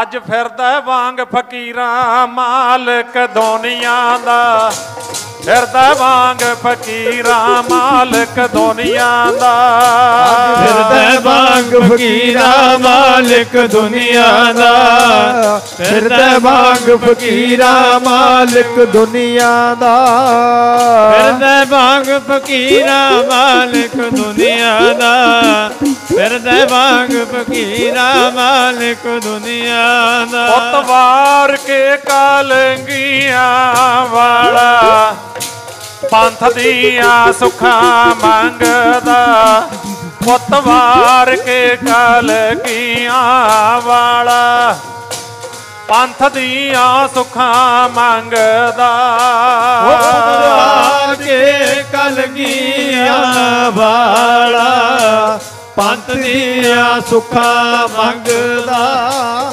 ਪੁੱਤ ਵਾਰ ਕੇ ਕਲਗੀਆਂ ਵਾਲਾ, ਪੰਥ ਦੀਆਂ ਸੁੱਖਾਂ ਮੰਗਦਾ, ਪੁੱਤ ਵਾਰ ਕੇ ਕਲਗੀਆਂ ਵਾਲਾ, ਪੰਥ ਦੀਆਂ ਸੁਖ ਮੰਗਦਾ ਪੁੱਤ ਵਾਰ ਕੇ ਕਲਗੀਆਂ ਵਾਲਾ ਪੰਥ ਦੀਆਂ ਸੁਖ ਮੰਗਦਾ ਪੁੱਤ ਵਾਰ ਕੇ ਕਲਗੀਆਂ ਵਾਲਾ ਵਈ ਪੰਥ ਦੀਆਂ ਸੁਖ ਮੰਗਦਾ ਉਹ ਪੁੱਤ ਵਾਰ ਕੇ ਕਲਗੀਆਂ ਵਾਲਾ ਪੰਥ ਦੀਆਂ ਸੁਖ ਮੰਗਦਾ ਪੁੱਤ ਵਾਰ ਕੇ ਕਲਗੀਆਂ ਵਾਲਾ ਜੀ ਪੰਥ ਦੀਆਂ ਸੁੱਖਾਂ ਮੰਗਦਾ ਉਹ ਪੁੱਤ ਵਾਰ ਕੇ ਕਲਗੀਆਂ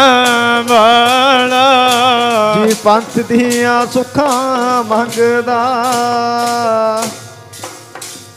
ਵੇਖੋ ਇਹ ਜਿਹੜਾ ਜੰਗ ਸੀ, ਇਹ ਜਿਹੜਾ ਯੁੱਧ ਸੀ ਨਾ, ਇਹਨੂੰ ਬਿਲਕੁਲ ਆਪਾਂ ਜੇ ਸੰਖੇਪ ਦੇ ਵਿੱਚ ਸਮਝਣਾ ਨਾ ਸੌਖਾ ਸਮਝ ਵਿੱਚ ਆ ਜਾਊਗਾ। ਇਹ ਗੱਲ ਸਿਰਫ ਇੰਨੀ ਸੀ, ਇਹ ਨਾ ਜਾਰ ਜੋਰੂ ਜ਼ਮੀਨ ਦੀ ਲੜਾਈ ਸੀ, ਨਾ ਇਹ ਕੋਈ ਕਿਸੇ ਨਾਲ ਧੱਕਾ ਸੀ। ਕਲਗੀ ਵਾਲੇ ਪਾਤਸ਼ਾਹ ਦੀ ਜਿਹੜੀ ਜੰਗ ਸੀ ਨਾ, ਗੁਰੂ ਹਰਗੋਬਿੰਦ ਸਾਹਿਬ ਮਹਾਰਾਜ ਜੀਆਂ ਦੀ, ਗੁਰੂ ਤੇਗ ਬਹਾਦਰ ਸਾਹਿਬ ਜੀਆਂ ਦੀ ਇੱਕੋ ਹੀ ਗੱਲ ਸੀ। ਗੁਰੂ ਅਰਜਨ ਦੇਵ ਸਾਹਿਬ ਜੀਆਂ ਦੀ ਹਕੂਮਤਾਂ ਕਹਿੰਦੀਆਂ ਵੀ ਸੱਚ ਨੂੰ ਪੈਰਾਂ ਥੱਲੇ ਕੁਚਲਾਂਗੇ। ਕਲਗੀ ਵਾਲੇ ਪਾਤਸ਼ਾਹ ਕਹਿੰਦੇ ਜਿੰਨਾ ਚਿਰ ਸਰੀਰ 'ਚ ਪ੍ਰਾਣ ਨੇ ਤੁਸੀਂ ਹੱਥ ਲਾ ਕੇ ਦਿਖਾਓ। ਸਿਰਫ ਇੰਨੀ ਗੱਲ ਸੀ। ਕਹਿੰਦੇ ਸੱਚ ਨੂੰ ਪੈਰਾਂ ਥੱਲੇ ਕੁਚਲਾਂਗੇ। ਪਾਤਸ਼ਾਹ ਕਹਿੰਦੇ ਆਓ ਤੁਹਾਨੂੰ ਦੱਸਦੇ ਆ, ਸੱਚ ਤੇ ਝੂਠ ਦੀ, ਜ਼ੁਲਮ ਦੀ ਤੇ ਜ਼ਾਲਮ ਦੀ ਇਹ ਲੜਾਈ ਸੀ, ਹੋਣੀ ਚਾਹੀਦੀ ਹੈ ਜੇ ਆਪਾਂ ਜ਼ਮੀਰ ਵਾਲੇ ਆ। ਜੇ ਜ਼ਮੀਰ ਹੈ ਨਹੀਂ ਉਹ ਵੱਖਰੀ ਗੱਲ ਹੁੰਦੀ ਹੈ। ਤਾਂ ਭਾਈ ਪਾਤਸ਼ਾਹ ਮਾਛੀਵਾੜੇ ਦੇ ਜੰਗਲਾਂ ਵਿੱਚ ਜਾਂਦੇ ਨੇ। ਭਾਈ ਗੁਲਾਬਾ, ਭਾਈ ਪੰਜਾਬਾ ਸਕੇ ਭਰਾ, ਸੋਹਣੇ ਕਾਰੋਬਾਰੀ ਸੀ, ਵਧੀਆ ਖੇਤੀ ਪੱਤੀ ਕਰਨ ਵਾਲੇ ਸੀ, ਬਾਗਾਂ ਦੇ ਮਾਲਕ ਸੀ। ਤੇ ਉੱਥੇ ਖੂਹ ਤੇ ਜਾ ਕੇ ਪਾਤਸ਼ਾਹ ਨੇ ਜਿਵੇਂ ਜਿਵੇਂ ਇਤਿਹਾਸ ਆਪਣਾ ਕਹਿੰਦਾ ਟਿੰਡ ਦਾ ਸਰਾਣਾ ਲਾ ਕੇ ਪਾਤਸ਼ਾਹ ਆਰਾਮ ਕਰ ਰਹੇ ਨੇ। ਅੰਮ੍ਰਿਤ ਵੇਲਾ ਹੋ ਗਿਆ। ਮਨ ਨੂੰ ਉੱਥੇ ਦੇ ਦਰਖਤ, ਉੱਥੇ ਦੇ ਪੰਛੀ, ਇੱਥੇ ਵੀ ਕਵੀ ਨੇ ਬਹੁਤ ਸੋਹਣਾ ਅਲੰਕਾਰ ਖਿੱਚਿਆ ਮਾਛੀਵਾੜੇ ਦਾ ਵੀ, ਕਿਉਂਕਿ ਜਿਹੜੇ ਪਿਆਰ ਵਾਲੇ ਨੇ ਉਹ ਤਾਂ ਡੁੱਬੇ ਰਹਿੰਦੇ ਨੇ, ਉਹ ਨਹੀਂ ਨਿਕਲਦੇ ਫਿਰ ਇਹਨਾਂ ਵਿਚਾਰਾਂ ਦੇ ਵਿੱਚੋਂ, ਡੁੱਬੇ ਰਹਿੰਦੇ ਨੇ। ਤੇ ਇੱਥੇ ਫਿਰ ਸਤਿਗੁਰ ਜੀ ਜਦੋਂ ਆਰਾਮ ਕਰ ਰਹੇ ਨੇ, ਅੰਮ੍ਰਿਤ ਵੇਲਾ ਹੋਇਆ, ਸਾਵਧਾਨ ਹੋਏ ਪਾਤਸ਼ਾਹ, ਡੋਲ ਦੇ ਨਾਲ ਥੋੜਾ ਖੂਹ ਚੋਂ ਪਾਣੀ ਲਿਆ, ਨੇਤਰਾਂ ਤੇ ਜਲ ਲਾਇਆ, ਹੱਥ ਧੋਤੇ, ਪੈਰ ਧੋਤੇ ਪਾਤਸ਼ਾਹ ਨੇ, ਤੇ ਨਿਤਨੇਮ ਸ਼ੁਰੂ ਹੋ ਗਿਆ। ਸਾਨੂੰ ਦੱਸਿਆ ਵੀ ਕਿੱਡਾ ਵੀ ਦੁੱਖ ਹੋਵੇ ਸਿੱਖਾ, ਨਿਤਨੇਮ ਨਾ ਛੱਡੀ, ਗੁਰੂ ਨਾਲੋਂ ਨਾਤਾ ਨਾ ਤੋੜੀ। ਹੁਣ ਇਹ ਕੋਈ ਸੌਖੀ ਗੱਲ ਨਹੀਂ ਹੈ ਵੀ ਪੁੱਤਾਂ ਦੀਆਂ ਲਾਸ਼ਾਂ ਦੇ ਕੋਲੋਂ ਦੀ ਪਿਤਾ ਲੰਘ ਕੇ ਆਵੇ, ਰਸਤੇ ਵਿੱਚ ਗੁੱਜਰਾਂ ਨੂੰ ਝਟਕਾਉਣਾ ਤੇ ਵੱਡੀਆਂ ਵੱਡੀਆਂ ਔਕੜਾਂ ਦਾ ਸਾਹਮਣਾ ਕਰਕੇ ਵੀ ਨਿਤਨੇਮ ਸਾਨੂੰ ਦੱਸਣ ਵਾਸਤੇ।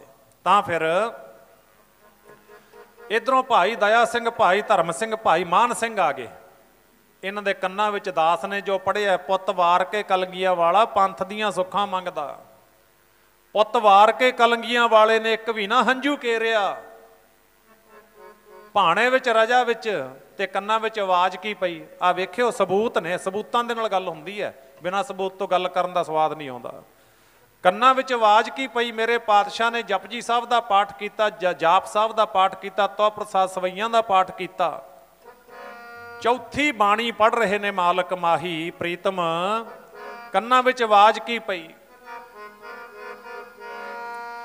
ਸੁਖੀ ਬਸੈ ਪਰਵਾਰਾ ਮੋਰੋ, ਸੁਖੀ ਬਸੈ, ਸੁਖੀ ਬਸੈ ਪਰਵਾਰਾ ਮੋਰੋ, ਸੁਖੀ ਬਸੈ, ਸੁਖੀ ਬਸੈ ਪਰਵਾਰਾ ਮੋਰੋ, ਸੁਖੀ ਬਸੈ, ਸੁਖੀ ਬਸੈ ਪਰਵਾਰਾ ਮੋਰੋ, ਸੁਖੀ ਬਸੈ, ਸੁਖੀ ਬਸੈ ਪਰਵਾਰਾ ਮੋਰੋ, ਸੁਖੀ ਬਸੈ, ਸੁਖੀ ਬਸੈ ਪਰਵਾਰਾ ਮੋਰੋ, ਸੁਖੀ ਬਸੈ, ਆ ਸੁਖੀ ਬਸੈ ਪਰਵਾਰਾ ਮੋਰੋ, ਸੁਖੀ ਬਸੈ, ਸੁਖੀ ਬਸੈ ਪਰਵਾਰਾ ਮੋਰੋ, ਸੁਖੀ ਬਸੈ, ਸੁਖੀ ਬਸੈ ਪਰਵਾਰਾ ਮੋਰੋ, ਸੁਖੀ ਬਸੈ, ਸੁਖੀ ਬਸੈ ਪਰਵਾਰਾ ਮੋਰੋ, ਸੁਖੀ ਬਸੈ, ਸੁਖੀ ਬਸੈ ਪਰਵਾਰਾ ਮੋਰੋ, ਸੁਖੀ ਬਸੈ, ਸੁਖੀ ਬਸੈ ਪਰਵਾਰਾ ਮੋਰੋ, ਸੁਖੀ ਬਸੈ।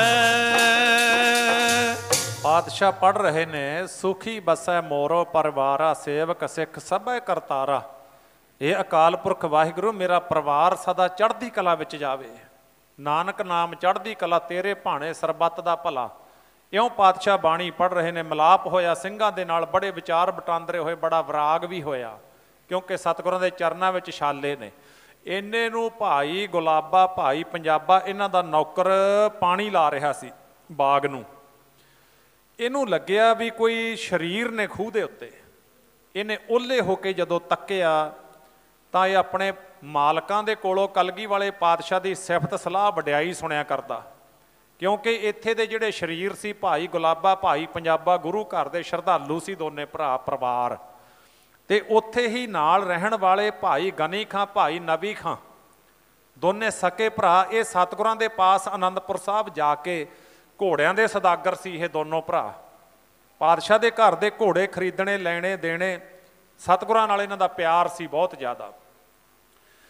ਭਾਈ ਗਨੀ ਖਾਂ, ਨਬੀ ਖਾਂ ਕੋਟਲਾ ਨਿਹੰਗ ਖਾਂ ਦੇ ਰਿਸ਼ਤੇਦਾਰ ਨੇ।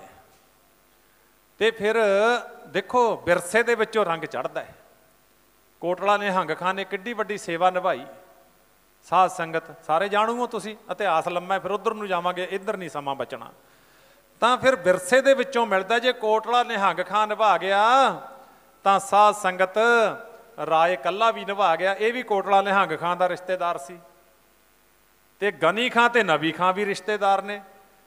ਸੱਚਮੁੱਚ ਜਿਸ ਵਿਰਸੇ ਦੇ ਵਿੱਚ, ਜਿਹੜੇ ਘਰ ਦੇ ਵਿੱਚ ਨਾਮ ਜਪਣ ਵਾਲੀਆਂ ਰੂਹਾਂ ਨੇ, ਉਹ ਉਹਨਾਂ ਦੇ ਰਿਸ਼ਤੇਦਾਰ ਵੀ ਤਰ ਜਾਂਦੇ ਨੇ। ਉਹ ਵੇਖ ਕੇ ਉਹ ਵੀ ਲੱਗ ਜਾਂਦੇ ਨੇ, ਸ਼ੌਂਕ ਲੱਗ ਜਾਂਦਾ ਹੈ, ਰੰਗ ਚੜ੍ਹ ਜਾਂਦਾ ਵੇਖ ਵੇਖ ਕੇ ਵੀ ਹਾਂ ਇਹਨਾਂ ਨੇ ਕੋਈ ਸਿੱਧਾ ਰਸਤਾ ਫੜਿਆ, ਸਿੱਧਾ ਰਸਤਾ।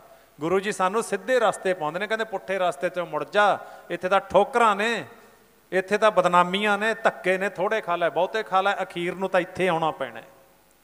ਮੂਲੇ ਖੱਤਰੀ ਨੇ ਖਾਦੇ ਨਹੀਂ ਧੱਕੇ, ਆਪਣਾ ਸੱਚਾ ਸੁੱਚਾ ਇਤਿਹਾਸ ਹੈ ਦੁੱਧ ਵਰਗਾ। ਧੱਕੇ ਖਾ ਕੇ ਫਿਰ 10ਵੇਂ ਜਾਮੇ ਉੱਥੇ ਜਾ ਕੇ ਫੜ ਲਿਆ ਮਹਾਰਾਜ ਨੇ ਹਜੂਰ ਸਾਹਿਬ, ਵੀ ਹੁਣ ਹੋਰ ਭੱਜ, ਕਿੰਨਾ ਕੁ ਭੱਜੇਗਾ। ਉਹੀ ਕੁਛ ਆਪਣਾ ਹਾਲ ਹੋਇਆ ਪਿਆ।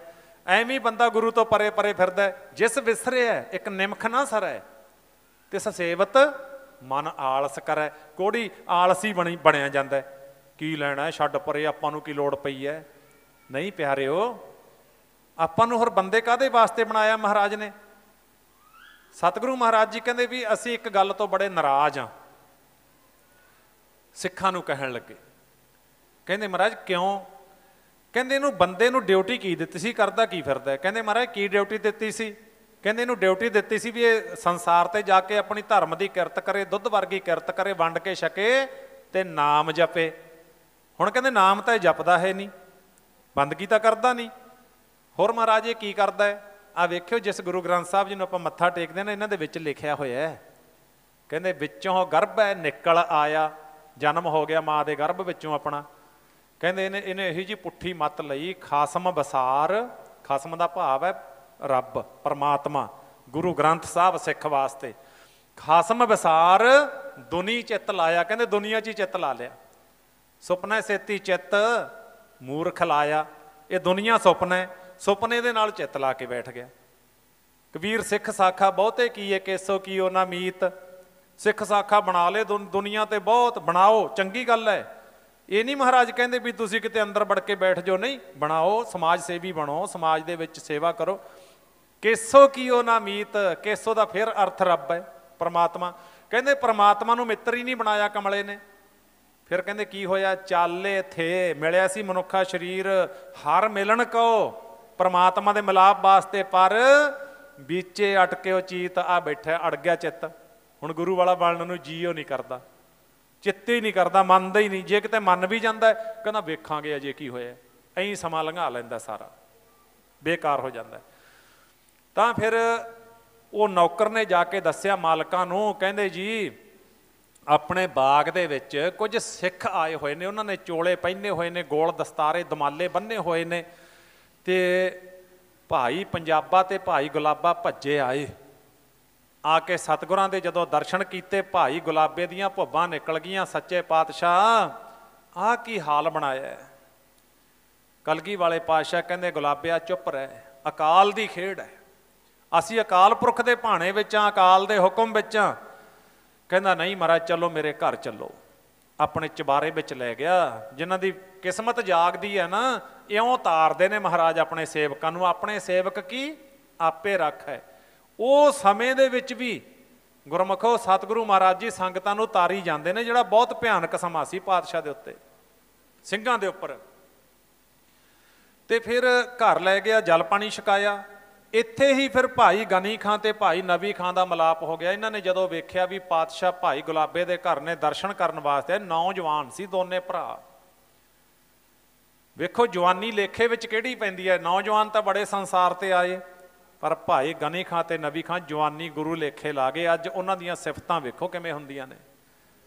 ਇਹਨਾਂ ਦਿਨਾਂ ਦੇ ਵਿੱਚ ਜਦੋਂ ਆਪਾਂ ਵਿਚਾਰ ਕਰਦੇ ਹਾਂ ਤੇ ਭਾਈ ਗਨੀ ਖਾਂ ਤੇ ਭਾਈ ਨਬੀ ਖਾਂ ਨੂੰ, ਬਾਬਾ ਮੋਤੀ ਰਾਮ ਮਹਿਰੇ ਨੂੰ, ਸ਼ੇਰ ਮੁਹੰਮਦ ਖਾਂ ਮਲੇਰ ਕੋਟਲਾ ਨੂੰ ਤੇ ਦੀਵਾਨ ਟੋਡਰਮਲ ਸਿੱਖ ਸ਼ਾਹੂਕਾਰ ਨੂੰ ਆਪਾਂ ਬੜੇ ਮਾਣ ਨਾਲ ਯਾਦ ਕਰਦੇ ਹਾਂ।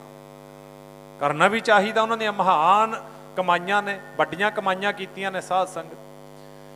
ਤਾਂ ਫਿਰ ਭਾਈ ਗਨੀ ਖਾਂ ਤੇ ਨਬੀ ਖਾਂ ਪਾਤਸ਼ਾਹ ਦੇ ਚਰਨਾਂ ਵਿੱਚ ਆਏ, ਸੱਚੇ ਪਾਤਸ਼ਾਹ ਸਾਨੂੰ ਕੋਈ ਸੇਵਾ ਬਖਸ਼ੋ। ਅੱਜ ਸ਼ਾਮ ਦੇ ਵੇਲੇ ਇਹ ਕਹਿ ਰਹੇ ਨੇ। ਸਤਿਗੁਰੂ ਮਹਾਰਾਜ ਜੀ ਕਹਿੰਦੇ ਕੋਈ ਗੱਲ ਨਹੀਂ ਗਨੀ ਖਾਂ, ਬਖਸ਼ਾਂਗੇ ਸੇਵਾ, ਦੇਵਾਂਗੇ ਤੁਹਾਨੂੰ ਸੇਵਾ। ਰਹਿੰਦੀ ਰਾਤ ਤੱਕ ਪਾਤਸ਼ਾਹ ਦੇ ਦਰਸ਼ਨ ਕਰਦੇ ਰਹੇ, ਸਤਸੰਗ ਕਰਦੇ ਰਹੇ ਦੋਨੋਂ ਭਰਾ। ਇਹਨਾਂ ਦੀ ਮਾਤਾ ਵੀ ਸੀ, ਉਹ ਵੀ ਆ ਗਈ। ਦਰਸ਼ਨ ਕਰਕੇ ਸਾਧ ਸੰਗਤ ਘਰ ਨੂੰ ਚਲੇ ਗਏ। ਨੀਂਦ ਕਿੱਥੇ, ਪਤਾ ਚੱਲ ਗਿਆ ਨਾ ਵੀ ਕੀ ਕੁਛ ਹੋਇਆ ਪਰਿਵਾਰ ਨਾਲ। ਸਵੇਰ ਹੁੰਦਿਆਂ ਫਿਰ ਆ ਗਏ, ਸਵੇਰ ਹੁੰਦਿਆਂ ਫਿਰ ਆਏ। ਆਉਂਦਿਆਂ ਸਾਰ ਚਰਨਾਂ ਤੇ ਮੱਥਾ ਟੇਕ ਕੇ ਦੋਨਾਂ ਭਰਾਵਾਂ ਨੇ ਫਿਰ ਉਹੀ ਬੇਨਤੀ ਕੀਤੀ। ਕੀ ਆਖਿਆ?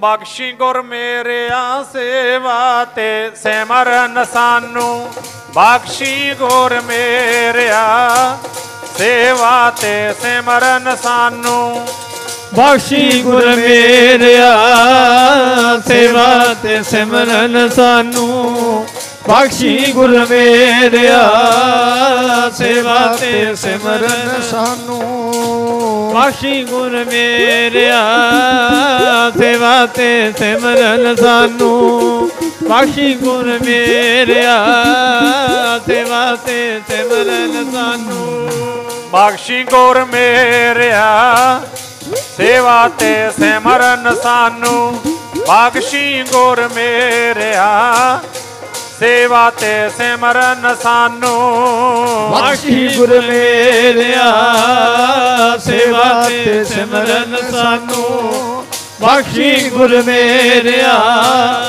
ਸੇਵਾ ਤੇ ਸਿਮਰਨ ਸਾਨੂੰ, ਬਖਸ਼ੀ ਗੁਰ ਮੇਰਿਆ ਸੇਵਾ ਤੇ ਸਿਮਰਨ ਸਾਨੂੰ, ਬਖਸ਼ੀ ਗੁਰ ਮੇਰਿਆ ਸੇਵਾ ਤੇ ਸਿਮਰਨ ਸਾਨੂੰ। ਸਤਿਗੁਰ ਜੀ ਕਿਰਪਾ ਕਰੋ, ਸਾਨੂੰ ਭਰਾਵਾਂ ਨੂੰ, ਸਾਡੀ ਮਾਤਾ ਨੂੰ ਸੇਵਾ ਬਖਸ਼ੋ, ਸਿਮਰਨ ਬਖਸ਼ੋ, ਬੰਦਗੀ ਬਖਸ਼ੋ ਪਾਤਸ਼ਾਹ। ਤੇ ਉਸ ਵੇਲੇ ਕਲਗੀ ਵਾਲੇ ਪਾਤਸ਼ਾਹ ਕਹਿੰਦੇ ਗਨੀ ਖਾਂ ਨਬੀ ਖਾਂ ਜ਼ਰੂਰ ਬਖਸ਼ਾਂਗੇ, ਤੁਹਾਡੀ ਸੇਵਾ, ਤੁਹਾਡੀ ਭਾਵਨਾ ਨੂੰ ਫਲ ਲੱਗੇਗਾ। ਇੰਨੇ ਨੂੰ ਕੀ ਹੋਇਆ, ਸਾਰੀ ਰਾਤ ਦਾ ਘੇਰਾ ਪੈ ਚੁੱਕਿਆ ਸੀ ਮਾਛੀਵਾੜੇ ਨੂੰ। ਮੁਗਲ ਫੌਜਾਂ ਨੇ ਮਾਛੀਵਾੜੇ ਨੂੰ ਘੇਰ ਲਿਆ। ਤੇ ਪਿਆਰ ਵਾਲਿਓ, ਜਦੋਂ ਪਤਾ ਲੱਗਿਆ ਵੀ ਘੇਰਾ ਪੈ ਗਿਆ, ਉਸ ਵੇਲੇ ਕਲਗੀ ਵਾਲੇ ਪਾਤਸ਼ਾਹ ਕਹਿੰਦੇ ਗਨੀ ਖਾਂ ਤੇ ਨਬੀ ਖਾਂ ਨੂੰ ਬੁਲਾਓ। ਬੁਲਾਏ ਤੇ ਗੁਰਮੁਖੋ ਫਿਰ ਉੱਚ ਦੇ ਪੀਰ ਬਣੇ ਪਾਤਸ਼ਾਹ। ਪਲੰਗਾ ਤਿਆਰ ਕੀਤਾ ਤੇ ਪਲੰਗਾ ਤਿਆਰ ਕਰਕੇ ਸਤਿਗੁਰਾਂ ਨੇ ਕੇਸ ਪਿੱਛੇ ਨੂੰ ਸਿੱਟ ਲਏ। ਤੇ ਉਸ ਵੇਲੇ ਸਾਧ ਸੰਗਤ ਪਲੰਗੇ ਦੇ ਉੱਪਰ ਪਾਤਸ਼ਾਹ ਬੈਠ ਗਏ। ਦੋਨੇ ਭਰਾ ਗਨੀ ਖਾਂ ਤੇ ਨਬੀ ਖਾਂ ਪਲੰਗੇ ਦੇ ਅੱਗੇ ਲੱਗੇ ਨੇ, ਸੱਜੇ ਤੇ ਖੱਬੇ। ਤੇ ਪਿੱਛੇ ਭਾਈ ਧਰਮ ਸਿੰਘ ਤੇ ਭਾਈ ਮਾਨ ਸਿੰਘ ਲੱਗੇ ਨੇ। ਭਾਈ ਦਇਆ ਸਿੰਘ ਚੌਰ ਸਾਹਿਬ ਦੀ ਸੇਵਾ ਕਰ ਰਹੇ ਨੇ।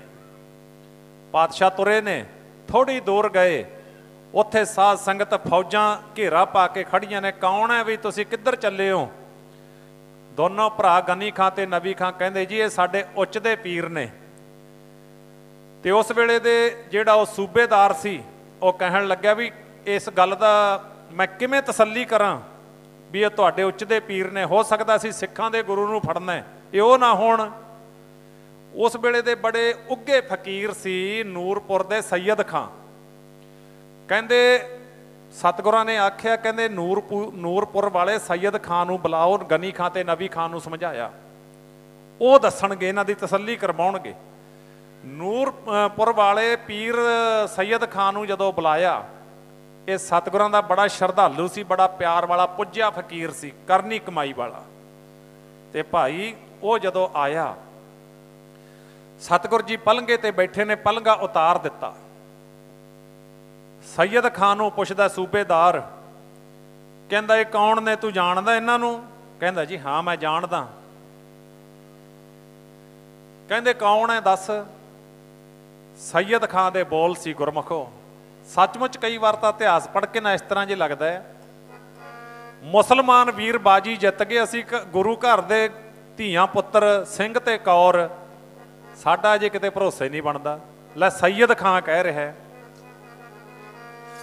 ਪੀਰਾਂ ਦਾ ਪੀਰ ਹੈ ਸਤਿਗੁਰ ਮੇਰਾ, ਸਤਿਗੁਰ ਮੇਰਾ, ਪੀਰਾਂ ਦਾ ਪੀਰ ਹੈ ਸਤਿਗੁਰ ਮੇਰਾ, ਸਤਿਗੁਰ ਮੇਰਾ, ਪੀਰਾਂ ਦਾ ਪੀਰ ਹੈ ਸਤਿਗੁਰ ਮੇਰਾ, ਸਤਿਗੁਰ ਮੇਰਾ, ਪੀਰਾਂ ਦਾ ਪੀਰ ਹੈ ਸਤਿਗੁਰ ਮੇਰਾ, ਸਤਿਗੁਰ ਮੇਰਾ, ਪੀਰਾਂ ਦਾ ਪੀਰ ਹੈ ਸਤਿਗੁਰ ਮੇਰਾ, ਸਤਿਗੁਰ ਮੇਰਾ, ਪੀਰਾਂ ਦਾ ਪੀਰ ਹੈ ਸਤਿਗੁਰ ਮੇਰਾ, ਸਤਿਗੁਰ ਮੇਰਾ।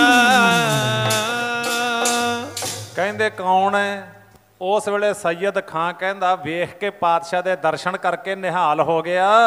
ਕਹਿੰਦਾ ਇਹ ਤਾਂ ਪੀਰਾਂ ਦੇ ਪੀਰ ਨੇ। ਆਖੋ ਸਤਨਾਮ ਸ਼੍ਰੀ। ਉਹ ਤਾਂ ਕਹਿੰਦੀ ਸੀ ਨਾ ਉੱਚ ਦੇ ਪੀਰ, ਕਹਿੰਦੇ ਪੀਰਾਂ ਦਾ ਪੀਰ ਹੈ ਮੇਰਾ ਸਤਿਗੁਰ ਪਿਆਰਾ। ਕਹਿੰਦੇ ਵੀ ਜਾਣ ਦਿਓ। ਤੇ ਇੱਥੋਂ ਫਿਰ ਮਾਛੀਵਾੜੇ ਤੋਂ ਸਤਿਗੁਰ ਜੀ ਸੰਗਤਾਂ ਦਾ ਭਲਾ ਕਰਦੇ ਤਾਰਦੇ ਹੋਏ ਮੋਹੀ ਪਿੰਡ ਪਹੁੰਚੇ। ਮੋਹੀ ਤੋਂ ਪਾਤਸ਼ਾਹ ਕਨੇਰ ਪਿੰਡ ਪਹੁੰਚੇ। ਕਨੇਰ ਜਦੋਂ ਗਏ ਨਾ ਮਹਾਰਾਜ, ਉੱਥੇ ਦਾ ਇੱਕ ਜੱਟ ਸੀ, ਬੜਾ ਤਕੜਾ ਸੀ ਘਰੋਂ, ਉਹਦਾ ਨਾਂ ਸੀ ਫੱਤਾ। ਸਤਿਗੁਰਾਂ ਦਾ ਪਲੰਘਾ ਉੱਥੇ ਉਤਾਰਿਆ ਗਿਆ ਤੇ ਕਿਵੇਂ ਕਾਰਜ ਕਰਦੇ ਜਾਂਦੇ ਨੇ, ਕਿਵੇਂ ਪਿਆਰ ਵਾਲੇ ਗੁਰੂ ਦਾ ਸ਼ੁਕਰਾਨਾ ਵੀ ਕਰਦੇ ਨੇ ਤੇ ਦੁੱਖ ਵੀ ਵੰਡਾਉਂਦੇ ਨੇ ਪਾਤਸ਼ਾਹ ਦੇ ਨਾਲ। ਫੱਤੇ ਜਦੋਂ ਪਲੰਘਾ ਉਤਾਰ ਲਿਆ ਨਾ ਕਨੇਰ ਪਿੰਡ, ਤੇ ਫੱਤਾ ਸਿੱਖ ਆਇਆ, ਜੱਟ ਆਇਆ, ਉਹਨੇ ਆ ਕੇ ਨਮਸਕਾਰ ਕੀਤੀ। ਤੇ ਉਸ ਵੇਲੇ ਸਾਧ ਸੰਗਤ ਪਾਤਸ਼ਾਹ ਜੀ ਕਹਿੰਦੇ, ਫੱਤਿਆ? ਕਹਿੰਦਾ ਹਾਂ ਮਹਾਰਾਜ। ਕਹਿੰਦੇ ਸਾਨੂੰ ਘੋੜੀ ਚਾਹੀਦੀ ਹੈ, ਤੇਰੇ ਕੋਲੇ ਬਹੁਤ ਸੁੰਦਰ ਘੋੜੀ ਹੈ। ਕਹਿੰਦਾ ਮਹਾਰਾਜ ਠੀਕ ਹੈ। ਜਦੋਂ ਘੋੜੀ ਦੀ ਪਾਤਸ਼ਾਹ ਨੇ ਆਖਿਆ ਵੀ ਘੋੜੀ ਚਾਹੀਦੀ, ਅਸੀਂ ਅੱਗੇ ਜਾਣਾ, ਉਸ ਵੇਲੇ ਸਾਧ ਸੰਗਤ ਉਹਨੇ ਬਹਾਨਾ ਲਾ ਦਿੱਤਾ। ਕਹਿੰਦਾ ਜੀ ਘੋੜੀ ਤਾਂ ਮੇਰਾ ਜਵਾਈ ਲੈ ਗਿਆ, ਇੱਕ ਮੌਲੀ ਜੀ ਘੋੜੀ ਲੈ ਆਇਆ। ਇੱਕ ਵੱਡੀ ਘੋੜੀ ਸੀ ਉਹਦੇ ਘਰ, ਇੱਕ ਛੋਟੀ ਸੀ ਥਕੀ ਜੀ। ਥਕੀ ਜੀ ਘੋੜੀ ਲੈ ਕੇ ਆ ਗਿਆ ਵਾਪਸ। ਕਹਿੰਦਾ ਕੀ ਪਤਾ ਮੋੜਨਗੇ ਕਿ ਨਾ ਮੋੜਨਗੇ। ਸੇਵਾ ਭਾਗਾਂ ਤੋਂ ਬਿਨਾਂ ਨਹੀਂ ਹੁੰਦੀ, ਦਾਨ ਭਾਗਾਂ ਤੋਂ ਬਿਨਾਂ ਨਹੀਂ ਹੁੰਦਾ।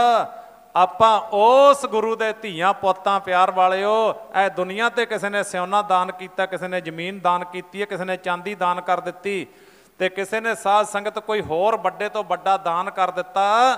ਪਰ ਆਪਾਂ ਤਾਂ ਸਰਬੰਸ ਦਾਨੀ ਦੇ ਧੀਆਂ ਪੁੱਤਾਂ।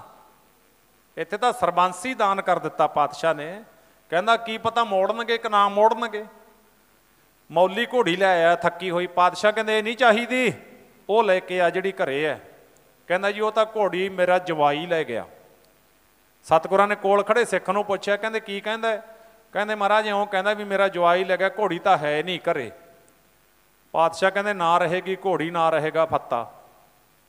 ਸਹਿਜ ਸੁਭਾਈ ਬਚਨ ਹੋ ਗਿਆ। ਕਹਿੰਦੇ ਔਖੇ ਸਮੇਂ ਕੰਮ ਨਹੀਂ ਆਉਂਦਾ, ਇਹ ਪਰਉਪਕਾਰੀ ਸਿੱਖ ਨਹੀਂ ਬਣਿਆ। ਹੁਣ ਆਪਾਂ ਨੇ ਅੱਜ ਇਹੀ ਸਿੱਖਿਆ ਲੈਣੀ ਹੈ ਵੀ ਆਪਾਂ ਕਿਸੇ ਦੇ ਕੰਮ ਆਈਏ, ਕਿਸੇ ਦਾ ਕੰਮ ਵਿਗਾੜੀਏ ਨਾ, ਕੰਮ ਬਣਾਈਏ, ਫਿਰ ਆਪਾਂ ਚੰਗੇ ਮਨੁੱਖ ਆ, ਚੰਗੀ ਸੋਚ ਵਾਲੇ ਆ। ਜੇ ਕਿਸੇ ਦਾ ਬਣਦਾ ਕੰਮ ਹੀ ਵਿਗਾੜਤਾ, ਫਿਰ ਕਾਹਦੀ ਸਿੱਖਿਆ ਸੋਹਣੀ, ਫਿਰ ਸਿੱਖਿਆ ਨਹੀਂ। ਕਹਿੰਦੇ ਨਾ ਰਹੇਗੀ ਘੋੜੀ, ਨਾ ਰਹੇਗਾ ਫੱਤਾ। ਘਰੇ ਗਿਆ ਨਾ, ਜਾਂਦਿਆਂ ਨੂੰ ਬਾਹਰ ਅੱਗੇ ਦੇ ਘਰ ਵਾਲੀ ਖੜੀ, ਕਹਿੰਦੀ ਜੀ ਆ ਜਾਓ ਆ ਜਾਓ। ਕਹਿੰਦਾ ਕੀ ਗੱਲ ਹੋ ਗਈ ਭਾਗਵਾਨ ਨੇ? ਕਹਿੰਦਾ ਉਹ ਘਰ ਵਾਲੀ ਕਹਿੰਦੀ ਘੋੜੀ ਨੂੰ ਸੱਪ ਨੇ ਡੰਗ ਮਾਰਿਆ, ਘੋੜੀ ਤਾਂ ਮਰ ਗਈ। ਹੈਂ ਆਹ ਕੀ ਹੋ ਗਿਆ? ਇੱਕਦਮ ਘਬਰਾਇਆ, ਭੱਜ ਕੇ ਜਾ ਕੇ ਜਿਹੜੇ ਬਰਾਂਡੇ 'ਚ ਬੰਨੀ ਸੀ ਉਧਰ ਨੂੰ ਗਿਆ ਭੱਜ ਕੇ। ਤੇ ਜਾ ਕੇ ਜਦੋਂ ਵੇਖਦਾ ਅਜੇ ਸੱਪ ਘੋੜੀ ਦੇ ਕੋਲ ਸੀ, ਇੱਕ ਡੰਗ ਫੱਤੇ ਨੂੰ ਮਾਰਿਆ, ਦੋਨੀ ਥਾਂ ਤੇ ਰਹਿ ਗਏ। ਆਖੋ ਸਤਨਾਮ ਸ਼੍ਰੀ ਵਾਹਿਗੁਰੂ ਜੀ। ਸੋ ਇੱਥੋਂ ਫਿਰ ਮਹਾਰਾਜ ਫਿਰ ਉਹਦਾ ਪਰਿਵਾਰ ਭੱਜਿਆ ਆਉਂਦਾ, ਮਹਾਰਾਜ ਬਖਸ਼ ਲਓ। ਕਹਿੰਦੇ ਬਖਸ਼ਣ ਵਾਸਤੇ ਤਾਂ ਘੋੜੀ ਮੰਗੀ ਸੀ, ਹੋਰ ਅਸੀਂ ਘੋੜੀ ਦੇ ਭੁੱਖੇ ਥੋੜ੍ਹੀਆਂ ਸੀ। ਇਹਨੂੰ ਦੇਣ ਆਏ ਸੀ ਕੁਛ, ਇਹ ਤੋਂ ਲਿਆ ਨਹੀਂ ਗਿਆ। ਸੋ ਫਿਰ ਸਾਧ ਸੰਗਤ ਇੱਥੇ ਜਦੋਂ ਮਹਾਰਾਜ ਕਨੇਰ ਤੋਂ ਨਾ ਫਿਰ ਮੋਹੀ ਕਨੇਰ ਇਹਨਾਂ ਪਿੰਡਾਂ ਨੂੰ ਤਾਰਦੇ, ਫਿਰ ਮਹਾਰਾਜ ਹੇਹਰ ਪਿੰਡ ਪਹੁੰਚੇ। ਹੇਹਰ ਪਿੰਡ ਜਾ ਕੇ ਇਹ ਆਲਮਗੀਰ ਦੇ ਕੋਲ ਹੈ। ਇੱਥੇ ਫਿਰ ਪਾਤਸ਼ਾਹ ਦਾ ਜਿਹੜਾ ਸੀ ਸਾਧ ਸੰਗਤ ਪਲੰਘਾ ਉਤਾਰਿਆ ਗਿਆ। ਗਨੀ ਖਾਂ ਤੇ ਨਬੀ ਖਾਂ, ਮਹਾਰਾਜ ਕਹਿੰਦੇ ਗਨੀ ਖਾਂ ਨਬੀ ਖਾਂ ਤੁਹਾਡੀ ਸੇਵਾ ਬੜੀ ਮਹਾਨ ਹੈ ਬਈ, ਤੇ ਕਹਿੰਦੇ ਅਸੀਂ ਤੁਹਾਡੀ ਸੇਵਾ ਤੇ ਹੋ ਗਏ ਪ੍ਰਸੰਨ। ਤੇ ਪਾਤਸ਼ਾਹ ਨੇ ਫਿਰ ਕਹਿੰਦੇ ਮਹਾਰਾਜ ਸਾਨੂੰ ਪਤਾ ਵੀ ਜੇ ਕੋਈ ਗੱਲ ਲੀਕ ਹੋ ਗਈ ਸਾਨੂੰ ਹਕੂਮਤ ਨੇ ਸਜ਼ਾਵਾਂ ਬਹੁਤ ਦੇਣੀਆਂ ਨੇ। ਤੇ ਸਤਿਗੁਰਾਂ ਨੇ ਫਿਰ ਮਹਾਰਾਜ ਅਸੀਂ ਘਰੋਂ ਵੀ ਆਰਥਿਕ ਪੱਖ ਤੋਂ ਵੀ ਅਸੀਂ ਕਮਜ਼ੋਰ ਆ, ਆਹ ਵੇਖਿਓ ਸਾਡਾ ਕੋਈ ਰੋਟੀ ਦਾ ਵਸੀਲਾ। ਪਾਤਸ਼ਾਹ ਨੇ ਹੁਕਮਨਾਮਾ, ਅੱਜ ਵੀ ਜਾ ਕੇ ਪੜ੍ਹ ਲਿਓ ਮਾਛੀਵਾੜੇ, ਹੁਕਮਨਾਮਾ ਦਇਆ ਸਿੰਘ ਲਿਆ ਕਾਗਜ਼ ਦੇ, ਸਾਡੀ ਲੈਟਰ ਪੈਡ ਦੇ। ਲੈਟਰ ਪੈਡ ਦਿੱਤੀ, ਮੇਰੇ ਮਾਲਕ ਨੇ ਮੈਂ ਹੁਕਮਨਾਮਾ ਲਿਖਿਆ, ਐ ਮੇਰੇ ਗੁਰਸਿੱਖੋ ਤੁਸੀਂ ਜਦੋਂ ਵੀ ਮਾਛੀਵਾੜੇ ਆਉਣਾ ਤਾਂ ਮੇਰੇ ਇਹਨਾਂ ਸਿੱਖਾਂ ਦਾ ਧਿਆਨ ਰੱਖਣਾ ਹੈ। ਆਖੋ ਸਤਨਾਮ ਸ਼੍ਰੀ ਵਾਹਿਗੁਰੂ। ਸਿੱਖ ਬਣ ਗਏ ਗੁਰੂ ਦੇ, ਮੁਸਲਮਾਨ ਵੀਰ ਸਿੱਖ ਬਣ ਗਏ। ਉਹ ਸਿੱਖਾ 60 ਸਾਲ ਦੀ ਉਮਰ ਹੋ ਗਈ, 70 ਸਾਲ ਦੀ ਹੋ ਗਈ, 80 ਦੇ ਨੇੜੇ ਪਹੁੰਚਿਆ ਬੈਠਾ ਹੈ, ਨਿਤਨੇਮ ਦੀ ਪੂੰਜੀ ਇਕੱਠੀ ਕਰ ਲੈ। ਜਿਹੜੇ ਧੀਆਂ ਪੁੱਤਾਂ ਜੇ ਪਿੱਛੇ ਭੜਕਿਆ ਫਿਰਦਾ ਹੈ ਨਾ, ਇਹ ਤਾਂ ਇੱਥੇ ਹੀ ਛੱਡਣੇ ਪੈਣਗੇ। ਬਹੁਤ ਦੁਨੀਆ ਛੱਡ ਗਈ, ਖੰਡੇ ਦੇ ਪੌਲ ਦੀਆਂ 5 ਘੁੱਟਾਂ ਪੀ ਲੈ, ਆ ਛੱਡ ਦੇ ਹੁਣ। ਗੁਰੂ ਦੇ ਦਰ ਨੂੰ ਆਪਣਾ ਮੰਨ ਲੈ, ਗੁਰੂ ਦੇ ਦਰ ਨੂੰ ਆਪਣਾ ਬਣਾ ਲੈ। ਜਿਹਨੇ ਇੱਥੇ ਵੀ ਤੇ ਉੱਥੇ ਵੀ ਬਾਂਹ ਫੜਨੀ ਹੈ ਤੇਰੀ। ਹੁਣ ਇੱਕ ਤਾਂ ਭਾਗਾਂ ਵਾਲੇ ਗੁਰੂ ਦੇ ਦਰ ਨੂੰ ਆਪਣਾ ਬਣਾ ਲੈਂਦੇ ਨੇ ਵੀ ਗੁਰੂ ਗ੍ਰੰਥ ਸਾਹਿਬ ਜੀ ਮੇਰੇ ਨੇ, ਗੁਰਦੁਆਰਾ ਮੇਰਾ ਹੈ, ਮੈਂ ਗੁਰਦੁਆਰੇ ਤੋਂ ਬਿਨਾਂ ਮੇਰੀ ਜਿੰਦ ਨਿਕਲ ਜੇ ਮੈਂ ਹੋਰ ਨਹੀਂ ਕਿਤੇ ਜਾਂਦਾ। ਤੇ ਇੱਕ ਗੁਰਮੁਖੋ ਪਤਾ ਪਿੰਡ ਤੋਂ ਅੱਧਾ ਕਿਲੋਮੀਟਰ ਤੇ ਖੋਖਾ ਜਾ ਪਿਆ ਹੁੰਦਾ 5000 ਦਾ, ਇੱਕ ਸਾਰੀ ਜ਼ਿੰਦਗੀ ਉਸੇ ਨੂੰ ਗੁਰੂ ਮੰਨੀ ਜਾਂਦੇ ਨੇ ਵੀ ਆਹ ਕੱਚ ਦੀ ਬੋਤਲੇ ਤਾਰੂਗੀ। ਉੱਥੇ ਕੱਪੜੇ ਵਾਲੀ ਕਾਰ ਵਾਂਗੂ ਭੱਜੇ ਜਾਣਗੇ। ਪਿਛਲਾ ਪੈਰ ਵੇਖ ਲਿਆ ਕਰੋ 4 ਵਜੇ ਭੱਜੇ ਜਾਣਗੇ। ਜੇ ਸਵੇਰੇ ਕਹਦੇ ਅੰਮ੍ਰਿਤ ਵੇਲੇ ਗੁਰੂ ਘਰ ਆਓ, ਨਾ ਭਾਈ ਹੁਣ ਕਿੱਥੇ ਗੋਡੇ ਕੰਮ ਕਰਦੇ ਨੇ, ਫਿਰ ਉਦੋਂ ਗੋਡਿਆਂ 'ਚ ਗਰੀਸ ਪਤਾ ਨਹੀਂ ਕਿੱਥੋਂ ਆ ਜਾਂਦੀ ਹੈ। ਮੌਕਾ ਹੁਣ ਸੰਭਲਣ ਦਾ ਮੌਕਾ ਸਾਧ ਸੰਗਤ। ਪਾਤਸ਼ਾਹ ਜੀ ਇਉਂ ਕਹਿੰਦੇ ਨੇ ਬਾਣੀ ਦੇ ਵਿੱਚ, ਸੁਣੋ ਪ੍ਰੇਮ ਨਾਲ। ਨਾਮ ਜਪ ਲੈ ਨਿਮਾਣੀ ਜਿੰਦੇ ਮੇਰੀਏ, ਇੱਥੇ ਕਿਹੜਾ ਨਿਤ ਜੰਮਣਾ। ਨਾਮ ਜਪ ਲੈ ਨਿਮਾਣੀ ਜਿੰਦੇ ਮੇਰੀਏ, ਇੱਥੇ ਕਿਹੜਾ ਨਿਤ ਜੰਮਣਾ। ਨਾਮ ਜਪ ਲੈ ਨਿਮਾਣੀ ਜਿੰਦੇ ਮੇਰੀਏ, ਇੱਥੇ ਕਿਹੜਾ ਨਿਤ ਜੰਮਣਾ। ਨਾਮ ਜਪ ਲੈ ਨਿਮਾਣੀ ਜਿੰਦੇ ਮੇਰੀਏ, ਇੱਥੇ ਕਿਹੜਾ ਨਿਤ ਜੰਮਣਾ। ਨਾਮ ਜਪ ਲੈ ਨਿਮਾਣੀ ਜਿੰਦੇ ਮੇਰੀਏ, ਇੱਥੇ ਕਿਹੜਾ ਨਿਤ ਜੰਮਣਾ। ਨਾਮ ਜਪ ਲੈ ਨਿਮਾਣੀ ਜਿੰਦੇ ਮੇਰੀਏ, ਇੱਥੇ ਕਿਹੜਾ ਨਿਤ ਜੰਮਣਾ। ਨਾਮ ਜਪ ਲੈ ਨਿਮਾਣੀ ਜਿੰਦੇ ਮੇਰੀਏ, ਇੱਥੇ ਕਿਹੜਾ ਨਿਤ ਜੰਮਣਾ। ਉਹ ਨਾਮ ਜਪ ਲੈ ਨਿਮਾਣੀ ਜਿੰਦੇ ਮੇਰੀਏ, ਇੱਥੇ ਕਿਹੜਾ ਨਿਤ ਜੰਮਣਾ। ਨਾਮ ਜਪ ਲੈ ਕਿਹੜਾ ਨਿਤ ਜੰਮਣਾ। ਨਿਤ ਜੰਮਣ ਦਾ ਭਾਵ ਇਹ ਹੈ ਉਸ ਤਰ੍ਹਾਂ ਤਾਂ ਵਾਰ-ਵਾਰ ਜੰਮਦੇ ਆ, ਜੰਮ ਜੰਮ ਮਰੈ ਮਰੈ ਫਿਰ ਜੰਮੈ, ਪਰ ਆਹ ਸਰੀਰ ਨੇ ਦੁਬਾਰਾ ਨਹੀਂ ਮਿਲਣਾ। ਜਿਹੜਾ ਮੇਰੇ ਕੋਲ ਸਰੀਰ ਹੈ, ਤੁਹਾਡੇ ਕੋਲ ਸਰੀਰ ਹੈ, ਇਹ ਸਰੀਰ ਨਹੀਂ ਦੁਬਾਰੇ ਆਊਗਾ। ਜਿਹਦਾ ਤੁਰ ਗਿਆ ਦੇਖ ਲਓ, ਫੋਟੋਆਂ ਦੇ ਦਰਸ਼ਨ ਨੇ, ਫਿਰ ਸਰੀਰ ਤਾਂ ਨਹੀਂ ਕਦੇ ਆਉਂਦਾ। ਜੇ ਕਦੇ ਸੁਪਨੇ 'ਚ ਆਉਂਦਾ ਫਿਰ ਸਿਆਣਿਆਂ ਕੋਲੇ ਭੱਜੇ ਫਿਰਦੇ ਨੇ, ਬਾਬਾ ਰਾਤ ਦਿਸ ਗਿਆ ਸਾਡਾ, ਕਰ ਕੋਈ ਹੀਲਾ, ਨੁਕਸਾਨ ਨਾ ਕਰਦੇ। ਫਿਰ ਆਹ ਗੱਲਾਂ ਹੁੰਦੀਆਂ ਨੇ। ਸੋ ਹੁਣ ਵੇਲਾ ਹੈ, ਇਹ ਵੇਲੇ ਨੂੰ ਆਪਾਂ ਸੰਭਾਲੀਏ ਗੁਰਮੁਖੋ, ਬਾਣੀ ਪੜ੍ਹੀਏ, ਨਾਮ ਜਪੀਏ। ਫਿਰ ਪਤਾ ਨਹੀਂ ਕਿਹੜੇ ਕੋਈ ਬਦਲ ਕੇ ਚੋਲਾ ਬਦਲ ਕੇ ਆ ਜਾਂਦਾ, ਕਿਉਂਕਿ ਜੋਤ ਆਤਮਾ ਚੋਲੇ ਬਦਲਦੀ ਹੈ, ਚੋਲੇ ਚੇਂਜ ਹੁੰਦੇ ਨੇ। ਫਿਰ ਪਤਾ ਨਹੀਂ ਆਪਣੇ ਘਰ 'ਚ ਕੁੱਤਾ ਬਣ ਕੇ ਆ ਜੇ, ਜਦੋਂ ਮਾੜਾ ਜਿਹਾ ਭੌਂਕਦਾ ਉਸੇ ਦੇ ਆਪਾਂ ਡੰਡਾ ਮਾਰਦੇ ਹਾਂ। ਹੁਣ ਇਹ ਨਹੀਂ ਪਤਾ ਵੀ ਆਪਣੇ 'ਚ ਹੀ ਗਿਆ ਹੋਇਆ ਕੋਈ ਚਾਚਾ ਤਾਇਆ ਭੈਣ ਭਰਾ, ਕੀ ਪਤਾ ਕੌਣ ਹੈ।